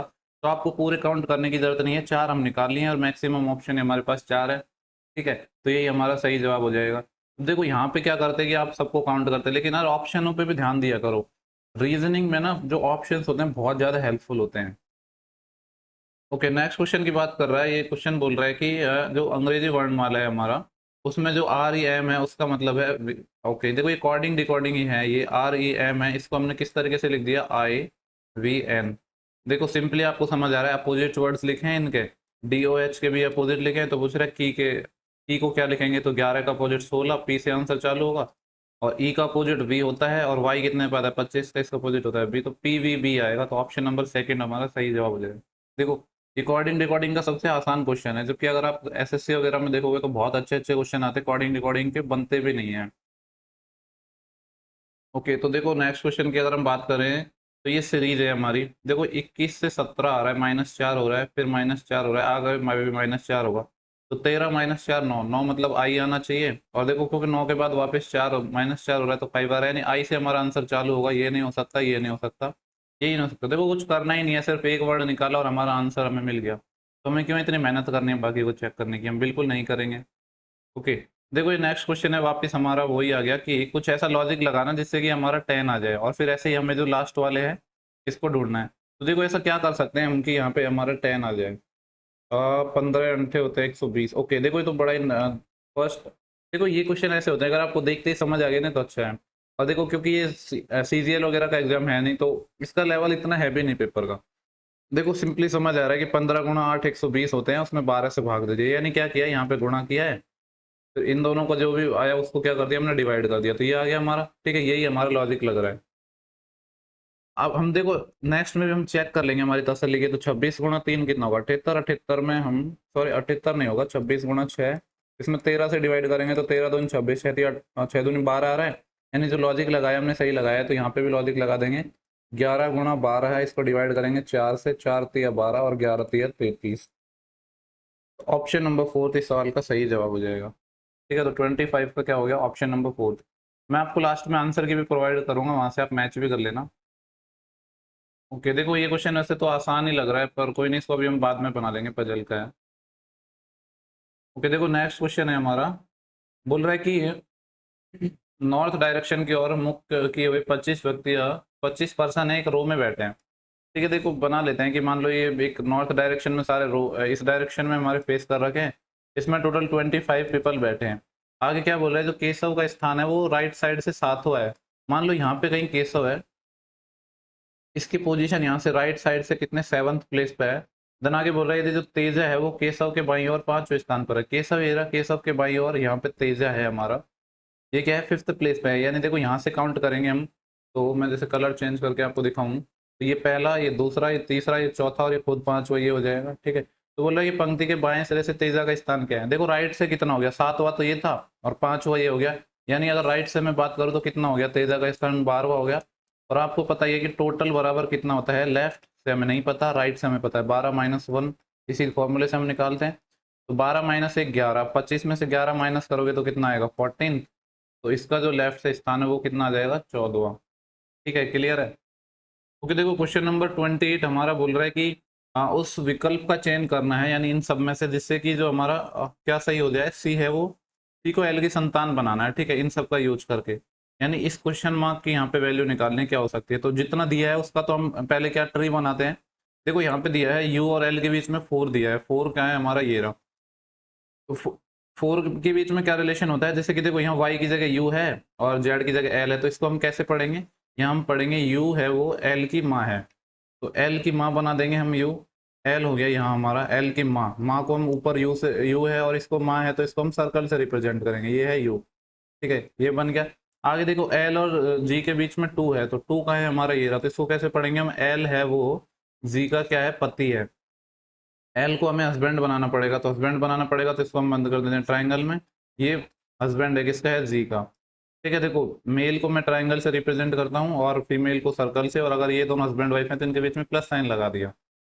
ठीक है, इतना हो चुका है। देन आगे हमारा क्या है, एल और जी में निकाल चुके हैं, अब आएगा हमारा जी से एम, और 4 है बीच में, 4 हमारा ये रहा जी एम, इसको कैसे पढ़ेंगे हम, जी है वो किसकी माँ है, एम की माँ है, तो जी है माँ है एम की माँ है, यानी एम इनकी कोई या तो हम इनका बेटा होगा या बेटी होगा, नहीं पता है हमें क्या है, तो हमने ऐसे ही छोड़ दिया। देन आगे क्या दिया है, जी एम के बाद एम से ओ के बीच में 1 दिया है, 1 का है हमारा ये रहा, तो कैसे पढ़ेंगे इसको, एम है वो ओ की बहन है, एम बहन है तो इसको बहन बना दिया, ओ की बहन है, देखो ओ या तो इसका भाई होगा या बहन होगा, लेकिन नहीं पता है क्या होगा, तो मैं ऐसे नीचे लाइन लगा रहा हूँ, ये किसका मतलब, ये मैं ब्रदर्स और सिस्टर्स के बीच में ऐसी लाइन लगाऊंगा, मैंने आपको नोटेशन इससे पहले वाली वीडियो में बताए थे। ठीक है। तो इसके बाद अभी देखो हम यहाँ पे ढूंढना है ओ से सी में रिलेशन ढूंढना है, और हमें सही क्या करना है। ठीक है, देखो क्वेश्चन में दिया हुआ है हमसे सही क्या करना है कि सी को एल की संतान बनाना है। एल कहाँ है, ये रहा, और सी कहाँ है, सी को भी बनाना है। ठीक है, तो देखो हम ऑप्शंस को उठाते हैं। अब हम ऑप्शन से इस सवाल को बनाएंगे। अगर मान लो ओ और सी के बीच में 4 हुआ, तो 4 का मतलब क्या है, ये ओ है वो सी की माँ है। ओ को हम माँ बना देंगे, किसकी माँ बना देंगे, सी की माँ। तो इससे क्या क्या पूछा है, जो सी है क्या एल की संतान होगा, बिल्कुल नहीं होगा, तो ये ऑप्शन तो हमारा नहीं हो सकता। ठीक है, तो देखो या तो 4 या 5 आ ही नहीं सकता, क्योंकि 4 वाला तो हमने गलत कर चुके हैं, तो ये हमारा नहीं आएगा। देन इसके बाद बात करते हैं कि 1। देखो 1 को बना के देखते हैं, ये तो हमारा गलत हो ही गया था, तो इसको हम हटा देते हैं। 1 की अगर हम बात करें तो 1 क्या है हमारा, ये रहा। तो 1 किस किस के बीच में है, ओ और सी के बीच में। ओ और सी के बीच में 1 है, इसका मतलब है ओ है वो सी की बहन है। ओ बहन है, किसकी बहन है, सी की बहन है। ठीक है, ओ को बहन बना दिया सी की। यहाँ से है ना, देखो ये ओ है, एल की संतान हो गई, तो यहाँ से 1 तो सेटिस्फाई हो रहा है। 5 को और देख लेते हैं। ओ और सी के बीच में 5 है। 5 का मतलब क्या, कैसे पढ़ेंगे, ओ है वो जेड का भाई है। सॉरी जेड नहीं, ओ और सी है। ओ है वो सी का भाई है, ओ को हम भाई बना सकते हैं। यहाँ पे दूसरी कंडीशन ये है कि ओ को हम भाई बना दे, किसका भाई बना दे, सी का। तो तभी भी यहाँ पे इसकी संतान ही होगी, चाहे तो भाई हो या बहन हो, चाहे मेल हो फीमेल हो, होगी तो इनकी संतान, तो 5 भी सही है। ठीक है, तो ओनली 2 आएगा ही नहीं, जब हमने 2 ऑप्शन निकाले तो कुछ नहीं, यही हमारा आंसर हो जाएगा। तो इसका सही जवाब क्या हो जाएगा, ऑप्शन नंबर 3। देखो ये थोड़ा ठीक ठाक क्वेश्चन था, मैं ये बिल्कुल कहूंगा। ठीक है, ठीक है, तो ये थोड़ा अच्छा क्वेश्चन था, क्योंकि इसमें थोड़ी काफी मेहनत करवाई हमने। ओके, नेक्स्ट क्वेश्चन पजल का है, इसको हम अभी बाद में बनाएंगे, अभी हम छोड़ के चल रहे हैं। ओके, देखो इस सीरीज का क्वेश्चन है। तो सीरीज के क्वेश्चन को क्या करते हैं, देखो इसको करने का सबसे बेस्ट तरीका क्या है, आप टोटल नंबर जो जितने भी है, कितने वर्ड्स की जो सीरीज है, लेटर्स की सीरीज है, पहले उनको काउंट करो। तो टोटल कितने हैं, 1 2 3 4 5 6 7 8 9 10 11 12 13 14 15 16, 16 की है। तो देखो जनरली क्या होगा, 16 की सीरीज में या तो ये 4 4 के पेयर में टूटेंगे, या 8 8 के, और जनरली ऐसा होता है कि कम में ही टूट जाते हैं, 8 8 के रेयर चांस होते हैं। ठीक है, तो 4 4 का बना के देखते हैं हम इसको। 1 2 3 4 यहाँ से हम इसको कर देते हैं अलग। फिर 1 2 3 4 यहाँ से इसको हम अलग कर देते हैं। 1 2 3 4 यहाँ से अलग कर देते हैं। ठीक है, देखो अगर हम पैटर्न फॉलो करें तो यहाँ पे ए आ रहा है, तो हो सकता है यहाँ देखो यहाँ पे भी ए है, यहाँ पे भी ए है, तो इसका मतलब यहाँ पे भी ए होगा। और फिर आगे है ए बी सी, तो यहाँ पे आना चाहिए ए बी सी, यहाँ पे ए है, ये आना चाहिए ए बी सी, यहाँ पे आना चाहिए ए बी सी। ठीक है, तो ये हमारा बन गई ना एक सीरीज, यानी आंसर क्या होगा हमारा, ए बी। ये नहीं होगा, ए इसमें नहीं है, ए बी, ए बी, फिर ए सी ए। ओके, ऑप्शन नंबर 3 हमारा सही जवाब हो जाएगा, ये भी होगा नहीं। जब हमें ऑप्शन 3 ही हमारा सही जवाब मिल गया, तो 4th को हम चेक ही नहीं करेंगे। ठीक है, तो इसका हमारा आंसर हो गया ऑप्शन नंबर 3। ऐसे ही करते हैं, देखो जैसे 15 की सीरीज आती है, तो आप क्या करोगे, 3 3 के पेयर बनाओ या फिर 5 5 के बनाओ, और देखोगे कोई पैटर्न फॉलो हो रहा है या नहीं। ओके, देखो 31 को इसको अभी हम छोड़ के चल रहे हैं। फिर देखो नेक्स्ट क्वेश्चन हमारा चाइनीज कोडिंग का है, और इस क्वेश्चन को मेरे को देखते ही समझ आ रहा है कि ये अच्छा क्वेश्चन है, क्योंकि इसमें एक्स्ट्रा भी लाइन दी गई है यहाँ से। इसका मतलब इसमें कंडीशंस बनेंगे, देखो कैसे बनेंगे हम चेक कर लेते हैं। यहाँ पे बोल रहे हैं always bring your medicine, bring every friend, always your. देखो यहाँ पे ऑलवेज है, योर है, ऑलवेज है, योर है, तो यहाँ से तो डेफिनेट रिजल्ट नहीं निकलेंगे। हम डेफिनेट रिजल्ट किस किस से निकाल सकते हैं, पहले और दूसरे में कॉमन देखें तो क्या कॉमन है हमारा, ऑलवेज और योर तो है नहीं, ब्रिंग और मेडिसिन में क्या है, ब्रिंग है। ओके, देखो यहाँ पे हमारा ये ब्रिंग है, यहाँ पे भी हमारा ब्रिंग है, और इन दोनों में कुछ कॉमन नहीं है, तो इन दोनों में ऐसा एक वर्ड कॉमन मिलेगा, एम जी तो है नहीं, और टी डी नहीं है, तो वाई ई है, वाई ई है। देखो तो ये हो गया हमारा वाई ई, ये हो गया हमारा वाई ई। इसका मतलब है कि हमें ब्रिंग का कॉर्ड मिल चुका है वाई जी, लेकिन हमें जो निकालना है उसमें ब्रिंग तो हमें चाहिए नहीं। ठीक है, कोई नहीं, अब बाकी के और निकालते हैं। और डेफिनेट रिजल्ट क्या निकाल सकते हैं हम, अगर सेकंड और थर्ड को देखें तो एवरी फ्रेंड है, और यहाँ पे है फ्रेंड। ओके, देखो इन दोनों में भी सिर्फ फ्रेंड कॉमन है, तो फ्रेंड का कॉर्ड यहाँ से निकल जाएगा। ये हमारा फ्रेंड हो गया, ये हमारा फ्रेंड हो गया। इन दोनों में क्या एम जी और टी डी में से क्या है, एम जी तो है, एम जी है, टी डी नहीं है, यानी ये हो गया एम जी। एम जी हो गया ना, फ्रेंड का कॉर्ड हमारा निकल चुका है, क्या हो जाएगा, एम जी। ठीक है, देखो यहाँ पे हमें फ्रेंड का भी नहीं चाहिए था। अब अगर हम बात करें तो यहाँ पे चाहे ऑलवेज योर मेडिसिन, और यहाँ पे है every, always your, always your. देखो ऑलवेज योर तो पहले और तीसरे में है। इसके बाद बात करें, देखो यहाँ पे बेस्ट का कॉर्ड हमें मिल जाएगा, कैसे मिल जाएगा, देखो ध्यान से देखना, अच्छा सवाल है ये। यहाँ पे देखो ऑलवेज इसमें है और यूआर इसमें है, ऑलवेज इसमें है, यूआर इसमें है, तो दो कॉर्ड ऐसे होंगे जो पहले और तीसरे में सेम है, क्या है, S I U T O H, तो यू टी है सेम और एस आई है, यानी बचा जो जे ओ कॉर्ड है वो किसका कॉर्ड होगा, फिर ये कॉर्ड होगा बेस्ट का। बेस्ट का कॉर्ड क्या निकल के आएगा हमारा जीरो, क्योंकि दो तो सेम है, तो बचा जो तीसरा वो हमारा जो रह गया उसी का तो होगा। तो यहाँ पे जो बेस्ट का कॉर्ड है वो क्या निकल के आया है, जीरो। और हमें जो क्वेश्चन पूछा है ना उसमें एक बेस्ट का भी कॉर्ड चाहिए, यानी एक जीरो तो चाहिए ही। ठीक है, तो देखो इस वाले सवाल में जीरो नहीं है तो ये गलत हो जाएगा, इसमें भी नहीं है तो ये हो जाएगा गलत। हमारे दो ऑप्शन बचे हैं, अब जीरो तो हमारा हो चुका है। ठीक है, अब आप देखो यहाँ पे हमसे पूछ रहा है ऑलवेज और मेडिसिंस। ठीक है, देखो अब हमें ऑलवेज और मेडिसिन में हम नहीं निकाल पा रहे हैं कि क्या किसका कॉर्ड होगा, लेकिन इतना पता है आपको कि यहाँ पे ऑलवेज है, मेडिसिन से हमने क्या कॉमन कॉर्ड निकाले थे, एस आई और यूटी। तो ये जो ओ एच है फिर ये किसका कॉर्ड होगा, जब ऑलवेज और मेडिसिन, ऑलवेज और योर के बाद जो बच्चा वही कॉर्ड हो जाएगा, तो ये है मेडिसिन का कॉर्ड। तो मेडिसिन का क्या हो गया, ओ एच हो गया। तो एक तो हमें जीरो तो हमने निकाल ही लिया है, दूसरा हमें ओ एच चाहिए, ओ एच यहाँ पे है और ओ एच इस सवाल में नहीं है। ठीक है, और उन दोनों को हम पहले ही गलत कर चुके हैं, तो यही हमारा आंसर हो गया। कुछ करने की जरूरत नहीं है आपको, पूरा बनाने की जरूरत नहीं है, लेकिन मैं इस सवाल को आपको बना के दिखाऊंगा पूरा। देखो यहाँ पे हमारा क्या रह गया, अब ऑलवेज योर है, ऑलवेज योर में हम कैसे डिफरेंस करेंगे। देखो इस क्वेश्चन वो देखो, जो एक एक्स्ट्रा लाइन दी गई है यहाँ पे, इसका मीनिंग क्या है। यहाँ पे है योर एवरी मूव, देखो योर यहाँ पे दे दिया, तो अब इन पहले वाले स्टेटमेंट में, इस वाले में और इस वाले में देखो क्या कॉमन है। यहाँ पे क्या बच गया हमारा, एस आई यू टी, और यहाँ पे एस आई यू टी, और एस आई तो है नहीं, यहाँ पे यू टी है, मतलब यू टी कॉर्ड किसका हो गया, योवर का हो गया। अगर योवर का कॉर्ड यूटी हो गया तो बचा हुआ किसका हो जाएगा, ऑलवेज का हो जाएगा, यानी एस आई, ऑलवेज का हो जाएगा एस आई। तो ये एस आई भी हमारा ये निकाल दिया, मैंने आपको निकाल के बता दिया, लेकिन हमें इसको स्टेटमेंट की जरूरत भी नहीं पड़ी, क्योंकि तीन ऑप्शन हमने गलत कर दिए थे। समझ रहे हो आप बात। ठीक है, तो यही सवाल का सही जवाब हो जाएगा।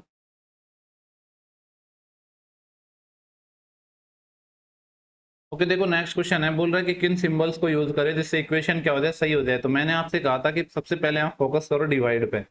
देखो अगर गुणा की जगह हमने डिवाइड लगाए तो क्या बन पाएगा, अगर 8 है इसमें हम डिवाइड लगाए तो 3, और यहाँ पे है डिवाइड की जगह गुणा 7। तो देखो ये पूरा पूरा कट नहीं रहा है, इसका मतलब है ये हमारा नहीं हो पाएगा, हमें चेक ही नहीं करना है, कंफर्म ये होगा ही नहीं आंसर। तो ऐसे करते हैं क्वेश्चन को। देन इसके बाद यहाँ पे बात करते हैं डिवाइड है, माइनस और डिवाइड। क्या माइनस की जगह डिवाइड लगाने पे बात बन सकती है, बिल्कुल बन सकती है, क्योंकि 4 से डिवाइड हो जाएगा, तो 12/4। और माइनस है, माइनस की जगह डिवाइड लगा दिया, और प्लस तो प्लस ही रहेगा, 8 × 3, और डिवाइड की जगह क्या करेंगे, -7 बराबर। देखते हैं कि बन पाएगा कि नहीं। 4 तिया 12 है और 8 तिया 24 है, 24 - 7। तो देखो ये हो गया हमारा 3 और 7 -4 + 4 यानी 20 बराबर 20 आ गया, यानी ऑप्शन नंबर 3 हो गया हमारा। तो क्या किया है हमने, सबको चेक नहीं किया सीक्वेंस से, हमने फोकस किया सिर्फ डिवाइड पे। और डिवाइड में भी किसको बना के देखना है, जो पूरा कट जाए, नहीं कटता है तो फिर उसको हम चेक ही नहीं करेंगे। ओके, तो जो नेक्स्ट सवाल है हमारा क्वेश्चन नंबर 34, ये रैंकिंग का क्वेश्चन है। ये बोल रहा है कि एक कक्षा है, तो उसमें टोटल 42 स्टूडेंट हैं। कृतिका का जो स्थान है वो टॉप से 18 है। देखो कृतिका मान लो यहाँ पे है, टॉप से इसका स्थान 18 है, तो बोले नीचे से उसका स्थान क्या होगा। देखो ये बड़ा ही आसान क्वेश्चन है, टोटल 42 है, टॉप या लेफ्ट से 18 है, प्लस बॉटम से हमें निकालना है -1, तो 18 - 1 17। तो बॉटम से इसका स्थान क्या हो जाएगा, 42 में से 17 माइनस करना है हमें, 42 में से क्या माइनस करना है, 17। और आपको पता है 12 में 7 गया तो 5 आएगा, 5 एक ही ऑप्शन में, हमें घटाने की जरूरत नहीं है ढंग से पूरा भी। तो क्वेश्चन नंबर 34 का जो हमारा सही जवाब है वो कितना आ जाएगा, 25। ठीक है, तो देखो ये सारे क्वेश्चन हमारे हो चुके हैं, ये लास्ट क्वेश्चन बचा है डीआई का। इसको आप या तो मैथ्स में मान लो या रीजनिंग में मान लो, किसी में भी मान लो, मैं इसको आपको बता देता हूँ सॉल्व करके। शायद हो सकता है आपको डेटा भी ठीक से विजिबल ना हो।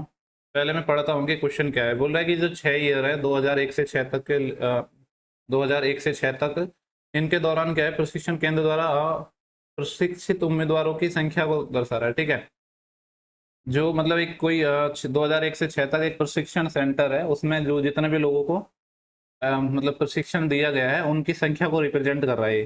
तो हमसे पूछ क्या रहा है, बोल रहा है कि 2001 में बैच 2 में, देखो 2001 ये है, हो सकता है आपको डेटा विजिबल ना हो, मैं थोड़ा जूम करता हूँ, नहीं होता है तो फिर भी मैं बता दूंगा जो पूछा है। ये 2001 में बैच 2, 2001 हमारा ये वाला है और बैच 2 हमारा ये वाला है, इसमें क्या है, ये 144 है ये वाला डेटा।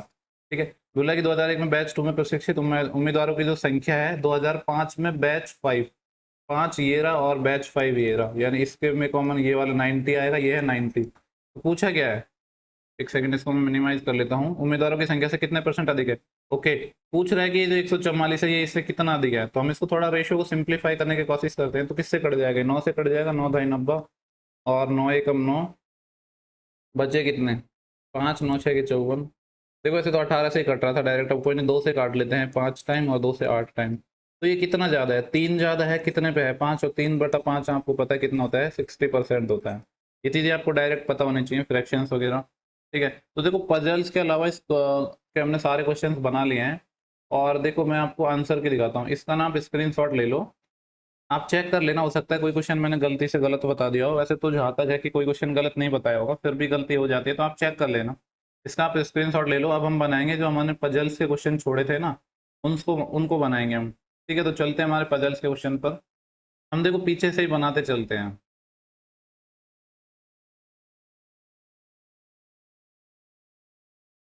देखो ये छोड़ा था हमने क्वेश्चन नंबर 31, इसको मुझे बनाना है और इसके लिए मुझे स्पेस चाहिए।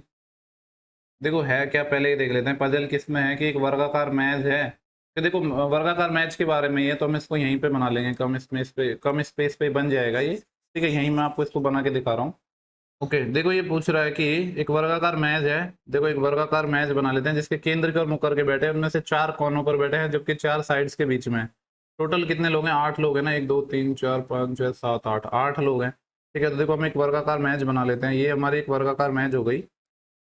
इसमें क्या हुआ है, 4 लोग तो बैठे हैं हमारे कॉर्नर्स पर और 4 लोग बैठे हैं मिड में, और सबका जो फेस है वो सिर्फ वन साइड ही है, तो इसलिए हमारी पजल बनाना आसान हो जाएगा क्योंकि एक ही साइड फेस है इनका। ठीक है, तो अब देखते हैं कि हमें क्या क्या गिवन है। ये बोल रहा है कि ये डी है, मैच के किसी भी एक कोने पर बैठा है। ठीक है, देखो डी को कहीं भी बैठा दो, कोने पर बैठा है तो कहीं भी बैठा दो, क्या फर्क पड़ रहा है। मान लो कि हमने डी को बिठा दिया यहाँ पे, तो बोल रहा है डी किसी भी एक कोने पर बैठा है और डी के बाईं ओर गिनने पर डी और सी के बीच में केवल 2 व्यक्ति हैं। तो देखो बायां क्या होगा, जब ये हमारा जब अंदर की तरफ देख रहे हैं तो लेफ्ट होगा हमारा इस डायरेक्शन में और राइट होगा हमारा किस डायरेक्शन में, इस डायरेक्शन में। तो अब डी के बाएं और गिनोगे, बाएं और गिनोगे मतलब ऐसे चलोगे आप, क्योंकि आप अंदर की तरफ देख रहे हो तो बायां इधर होगा। ठीक है, तो डी के जब हम लेफ्ट साइड में गिनेंगे तो डी के लेफ्ट साइड में बोल रहा है कि डी के जब लेफ्ट साइड में गिनते हैं तो डी और सी के बीच में 2 लोग हैं, तो लेफ्ट में गिना 1 और 2 लोग, तो यहाँ पे सी को होना पड़ेगा। तो इतनी जानकारी हमारी हो चुकी है। देन आगे बोल रहे हैं सी और बी के बीच केवल 3 व्यक्ति हैं। देखो सी है, 3% बिठाने हैं 1 2 3, बी यहाँ हो सकता है, या फिर इधर 3% बिठाने हैं 1 2 3, तभी भी बी यहीं होगा। यानी बी की पोजीशन तो फिक्स है, चाहे तो लेफ्ट से बिठा लो चाहे राइट से बिठा लो, बी को यहीं होना पड़ेगा। तो ये हमारा बी हो गया। ठीक है, तो अभी देखो कुछ डेटा को हमें एक्स्ट्रा रखने की जरूरत नहीं, सारा डेटा यूज होता जा रहा है, तो पजल इसलिए आसान है जो पूछी गई है। तो देखो ये सब वीडियो खत्म होने के बाद मैं आपको बताऊंगा कि मैथ रीजनिंग में आपको क्या क्या करना चाहिए जिससे आप मैक्सिमम स्कोर कर पाओ। जो क्योंकि जो इस हिसाब से पेपर पूछा गया है तो उसी को ध्यान में रखते हुए मैं आपको इंपॉर्टेंट चैप्टर्स बताऊंगा जिनकी हमको प्रैक्टिस करनी चाहिए और कहाँ से करनी चाहिए। ये बोल रहे एम है वो बी के बाएं और तीसरे स्थान पर है। बी है, बी का बाएं इधर होगा, तीसरे स्थान, पहला दूसरा तीसरा, यहाँ पे एम हो गया। ठीक है, आगे बोला के है वो एम के दाईं और ठीक बगल में है। एम ये रहा, एम का राइट किधर होगा, मैंने कहा राइट क्या होगा, इधर होगा। तो एम के राइट में ठीक बगल में कौन था, के था, तो ये हमारा के हो गया है। देखो बोल रहा ए है वो, न तो ए की बात कर रहा है, जो ए इज नीदर, ए न तो बी के पास है और नहीं सी के पास है। ठीक है, देखो सी के पास ए नहीं है, यानी ये इस पोजीशन पे नहीं आ सकता है, ए यहाँ पे नहीं आएगा, और बी के पास भी नहीं आएगा। बी के पास नहीं आएगा मतलब इस वाली पोजीशन की मैं बात करूँ तो यहाँ पे हमारा ए नहीं आएगा। ठीक है, तो ए की 2 पोजीशन खत्म हो गई। तो आगे क्या बोल रहा है, ये जे है वो ए के बाईं और ठीक बगल में है। देखो ए यहाँ पे नहीं आएगा, यहाँ पे नहीं आएगा, पोजीशन बची कितनी है, देखो 1 2 3 4 5 तो फिल हो चुके हैं, 2 पे आएगा नहीं तो ए को यहीं होना पड़ेगा और कोई चारा ही नहीं है इसके पास। और आगे बोल रहा है जो जे है वो ए के बाईं और ठीक बगल में है, ए के बाईं और ठीक बगल में यानी यहाँ पे होगा जे। ठीक है, इस एम को मैं हटा देता हूँ यहाँ से, ए को, क्योंकि ए तो हमने बिठा चुके हैं ना, तो इसको हटा देते हैं यहाँ से। तो अब हमारे सारे लोग बैठ गए ना, 7 हो गए, तो 8वें को हम यहाँ बिठा देंगे। ये कौन बचा है, देखो ए हो चुका है हमारा, बी हो चुका है, सी भी हो चुका है, डी भी हो चुका है, जे भी हो चुका है, के हो चुका है, एल नहीं हुआ, आई थिंक एल आएगा ये। देखो हमसे पूछा है कि एल के दाईं और दूसरे स्थान पर कौन होगा, तो इधर तो लेफ्ट होगा, दायां इधर होगा, दूसरे स्थान पर पहला दूसरा कौन हो जाएगा, एम। एम आएगा इसका सही जवाब, ऑप्शन नंबर 2।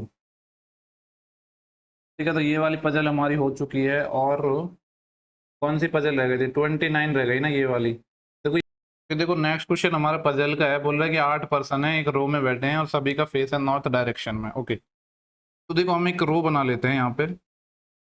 ये हमारी एक रो हो गई जिसमें 8 लोगों को बिठाना है। हम पता है एक और बना लेते हैं, हो सकता है 2 केस की जरूरत पड़े, क्योंकि जब ऐसे थोड़ी बहुत भी 2 केस की जरूरत पड़ती है ना, तो आप 2 केस बना लो, जिससे क्या होगा आपको ज़्यादा मेहनत नहीं करनी होगी पजल बनाने में।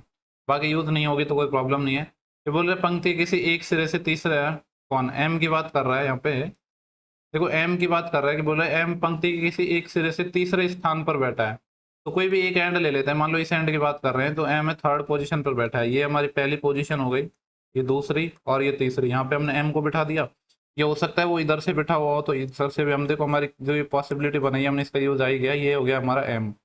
वैसे तो इसकी बनाने की जरूरत नहीं है, बाद में ये एक ही हमारी बन जाएगी, लेकिन हम क्या करते हैं, हम आसानी से चीज़ों को सॉल्व करेंगे। तो एक लाइन खींचने में हमारा कुछ नहीं जा रहा है, क्योंकि हमको क्वेश्चन सही करना है। ऐसा नहीं है कि ज़्यादा दिमाग लगा के क्वेश्चन को गलत कर दें हम। आगे हमें से क्या कहा है इसने, ये बोल रहा है कि n है वो m के दाईं ओर से दूसरे स्थान पर बैठा है। m के राइट में n है वो सेकंड है। m ये रहा, m का राइट, ये पहला, ये दूसरा, यहाँ पे n हो गया। m है वो, सॉरी n की बात कर रहे हैं, m के राइट में सेकंड।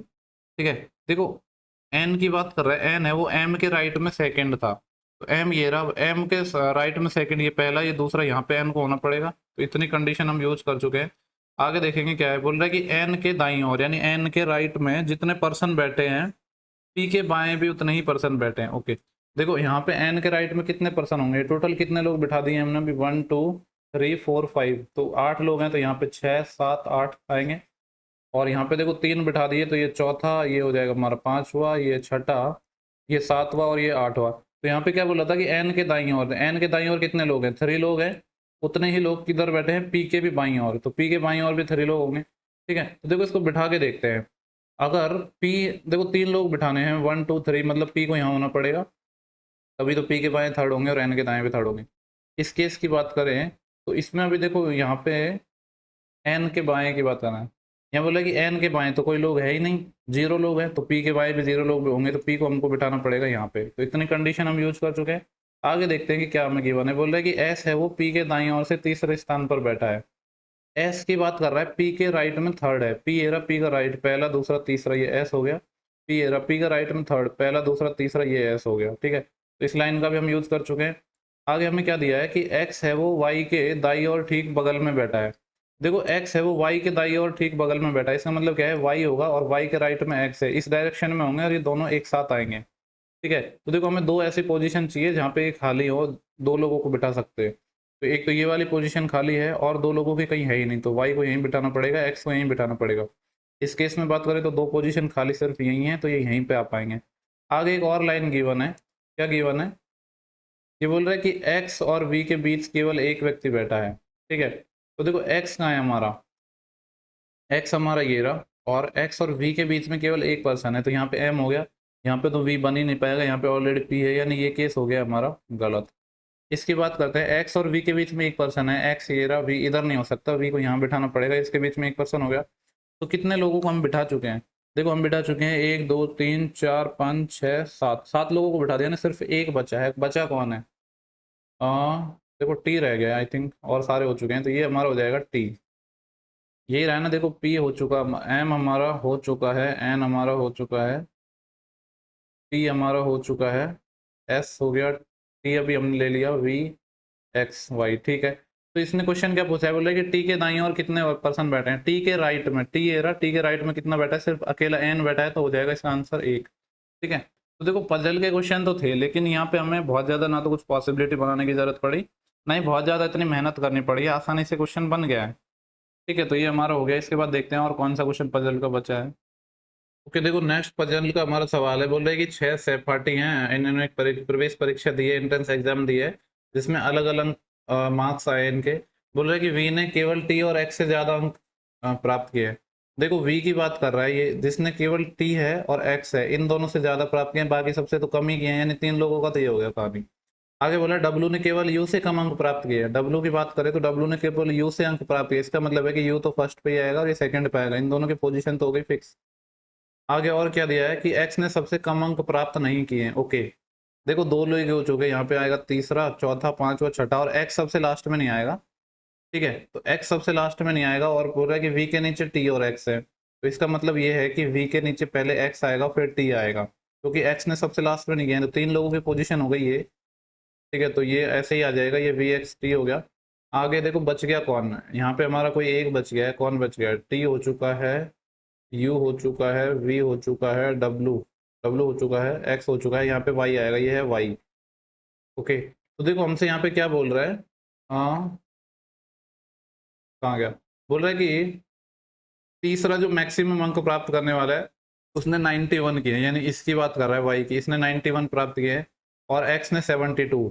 और x ने 72। तो बोल रहा है कि v के जो पॉसिबल मार्क्स क्या हो सकते हैं, तो एक 91 और 72 के बीच में होंगे। 72 के बीच में होंगे, ये नहीं हो सकता, ये नहीं हो सकता, ये नहीं हो सकता, सिर्फ 80 पॉसिबल है इन दोनों के बीच में। तो इसका सही जवाब हो जाएगा ऑप्शन नंबर 1। आई होप आपको क्लियर हुआ हो। और देखते हैं हमारा कौन सा पजल का क्वेश्चन रह गया है।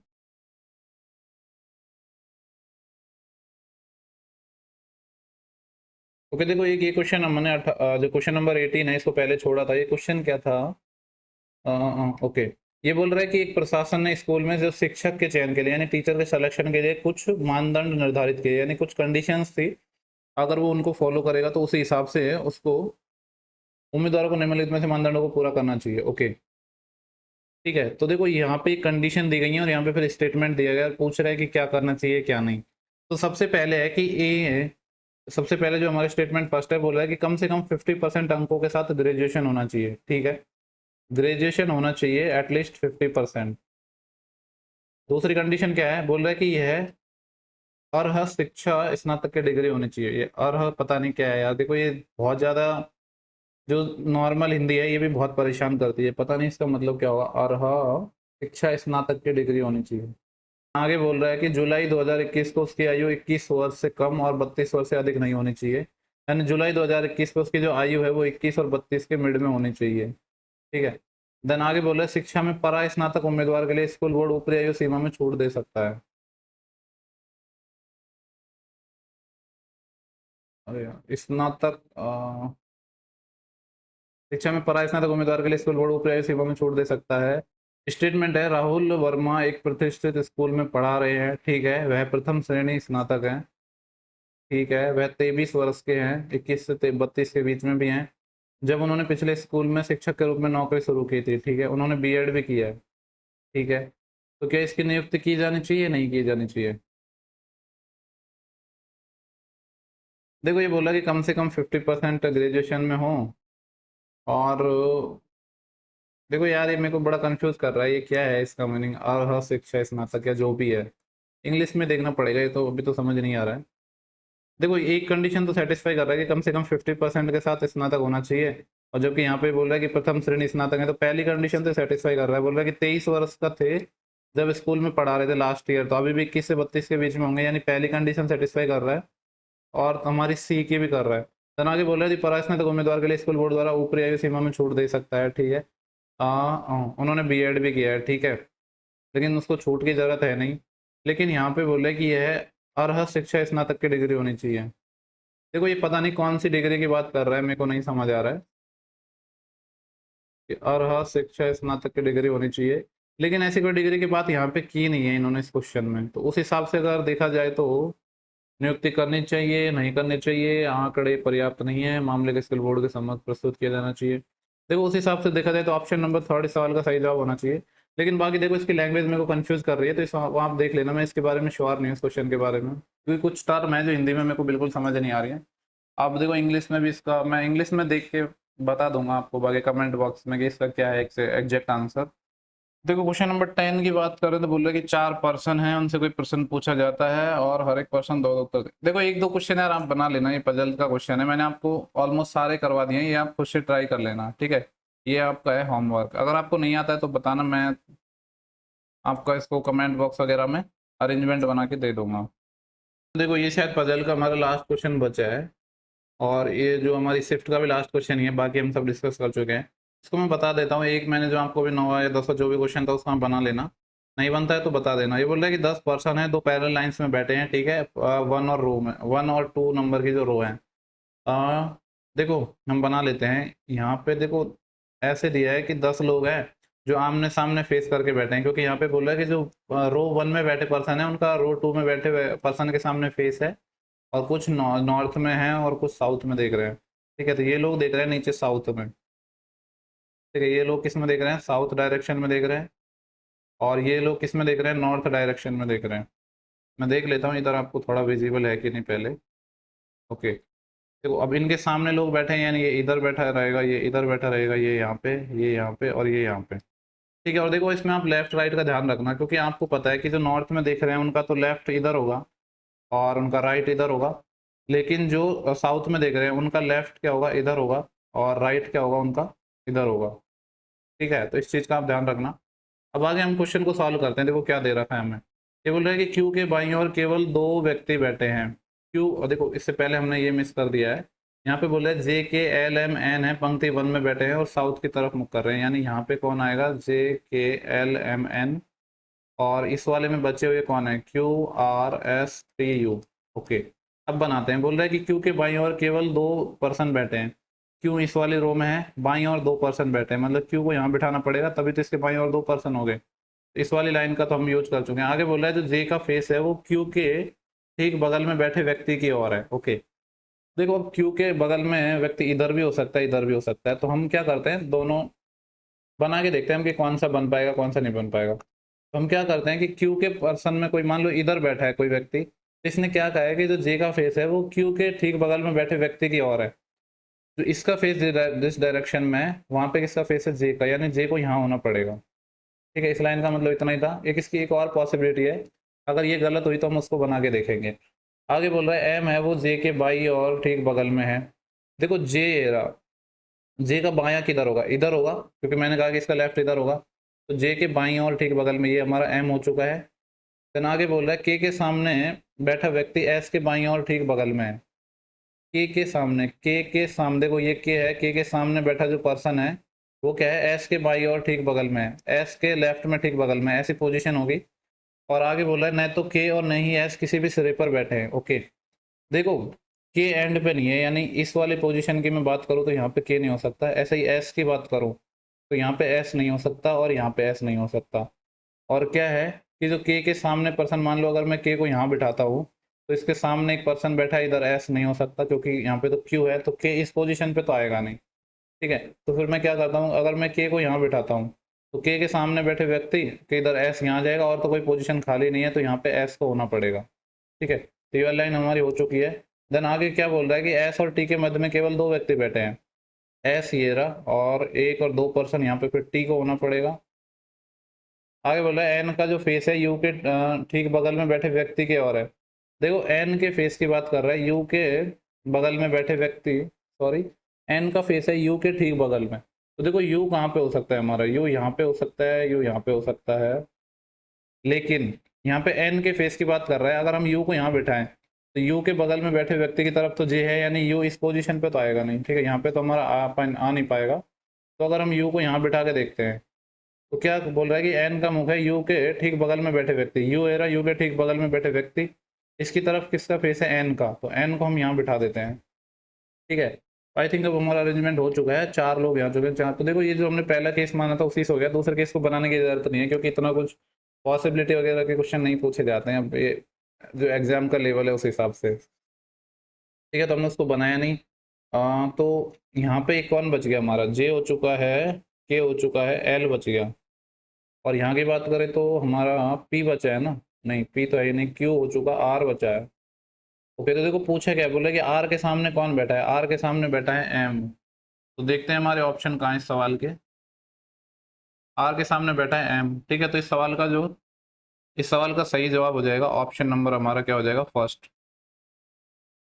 ठीक है, तो ये इस शिफ्ट के सारे क्वेश्चंस हो चुके हैं। मैं आपको इसके आंसर की वापस दिखा देता हूँ, आप थोड़ा चेक कर लेना एक बार, क्रॉस चेक कहाँ पे गई आंसर की। ओके, ये देखो ये आंसर की इस शिफ्ट की, आप चेक भी कर लेना एक बार थोड़ा सारे क्वेश्चन, बाकी जहाँ तक है सही होने चाहिए। फिर भी गलती से कोई गलत हो गया हो तो बता देना उसको, मैं थोड़ा अपडेट कर दूंगा। ओके, तो देखो ये हमारा, बात करें अगर हम लेवल 6 है इसकी, हमने जो जितने भी रीजनिंग के क्वेश्चन है उन सबको डिस्कस कर लिया, टोटल 70 क्वेश्चन थे। ठीक है, देखो बात करते हैं यार कि थोड़ा हम बात कर लेते हैं कि पेपर किस टाइप का था और आपको क्या करना चाहिए था एग्जाम में, क्या नहीं करना चाहिए। देखो टोटल आपको पता है कि 35 क्वेश्चन आते हैं रीजनिंग के, और जैसे अब अगर आपने क्वेश्चन देख लिए होंगे या नहीं, अगर पहले नहीं देखे इस वीडियो के थ्रू देखे होंगे तो आपको देखने से समझ आया होगा कि 29 से 30 क्वेश्चन ऐसे थे जो कहते हैं इजी थे। मैं कहूंगा मॉडरेट भी नहीं, क्या सिर्फ इजी थे, मॉडरेट भी नहीं थे यार, ऑप्शन से ही सारे क्वेश्चन बन रहे थे, एलिमिनेट हो रहे थे, एक एक दो दो सारे ऑप्शन एलिमिनेट होते जा रहे थे। 5 से 6 क्वेश्चन पजल के थे। ठीक है, अब देखो पजल का ऐसा सीन है कि पजल टफ नहीं थी, अगर आप कहोगे पजल टफ थी, टफ तो बिल्कुल नहीं थी, और बहुत ज़्यादा आसान भी मैं कहूँगा नहीं थी, मॉडरेट मान लो कि मॉडरेट लेवल की थी। तो देखो क्या करना था, सबसे पहले आपको ये फर्स्ट अटेम्प्ट में 29 से 30 क्वेश्चन करने थे, बाकी पजल्स में भी देखो कुछ छोटी पजल्स आई है, वैसे टोटल अगर बात करें तो 9 से 10 क्वेश्चन आ गए हैं पजल के, अगर आपने ढंग से देखो। लेकिन जिसमें से 4 से 5 पजल है वो बहुत ही एक एक या वन लाइनर टू लाइनर है, तो उनको आपको फर्स्ट अटेम्प्ट में बनाना है। जो बड़ी बड़ी पजल है उनको आपको पहले करना है स्किप। ऐसे ही आपको मैथ सेक्शन में भी करना है। मैथ सेक्शन में भी देखो कुछ, अगर मैं मैथ सेक्शन की बात करूँ ना तो देखो सी आई एस आई के जो क्वेश्चन थे और कुछ एक दो टॉपिक ऐसे थे जिनके क्वेश्चन थोड़े टफ थे करने में। बाकी तो देखो सारा ही कुछ आसान था, मैंने आपको करवा भी दिया है। और अगर आप कहोगे तो मैं जो ये सी आई एस आई के क्वेश्चन है जो कि टीसीएस वगैरह पूछता है एसएससी में, तो जो कि देखो आपको जो प्रॉब्लम आती है सी आई एस आई वगैरह के क्वेश्चन में जहाँ पे रेट ईयरली हो, 3 मंथ कंपाउंडली कर रहे हैं, 4 मंथ, उन सब में। तो देखो ऐसा ही सीआई की बात करूँ तो सीआई के एक सवाल को करने के ना 3 से 4 तरीके होते हैं और आपको सब आने चाहिए। और मैंने जो क्वेश्चंस कराए हैं उनमें शायद बताए भी होंगे। ठीक है, तो देखो यही था यार कि मैथ और रीजनिंग की बात करें तो टोटल मैथ और रीजनिंग के 70 क्वेश्चन आते हैं हमारे, तो जिसमें से 62 से 63 तो आप आसानी से बना लोगे। तो ये क्वेश्चन मिस नहीं होने चाहिए। अगर आपके मान लो कि आप जो लास्ट 7 से 8 क्वेश्चन है वो नहीं भी बना पाते हो तो भी कोई प्रॉब्लम नहीं है, लेकिन ये 62 से 63 क्वेश्चन है ना, ये आपको मिस नहीं करना है क्योंकि ये कम टाइम में बन जाएंगे। और आपको ऐसा नहीं करना है कि स्टार्टिंग में ये 7 से 8 क्वेश्चन को करना है, वरना फिर थोड़ी प्रॉब्लम हो सकती है। आपका क्वेश्चन ओवरऑल अटेम्प्ट भी आपके कम रह जाएंगे, फिर आपको लगेगा कि यार मैं इस एग्जाम में अच्छा कर सकता था लेकिन नहीं कर पाया। लेवल 6 में ये गलती बहुत लोगों के साथ हुई है। ठीक है, तो उस चीज़ का आप ध्यान रखना। चलो इस वीडियो में इतना ही था, बाकी मैं लेवल 4 का भी रीजनिंग का डाल दूंगा। मैथ सेक्शन का मैंने ऑलरेडी डाल दिया है, लिंक इस वीडियो के मैं डिस्क्रिप्शन में भी डाल दूंगा। और अभी रिसेंट में एसएससी सीजीएल 2021 का एग्जाम हुआ है, उसके मैथ के सारे 21 शिफ्ट का सॉल्यूशन भी मैंने आपको प्रोवाइड करवा दिया है, वो भी आप देखना चाहो तो देख सकते हो। ठीक है, क्योंकि वो भी पेपर टीसीएस से ले रहा है। चलो इस वीडियो में इतना ही था, मिलते हैं नेक्स्ट वीडियो में जल्दी, तब तक के लिए आप अपना ख्याल रखिए, पढ़ते रहिए। Thank you for watching, have a good day.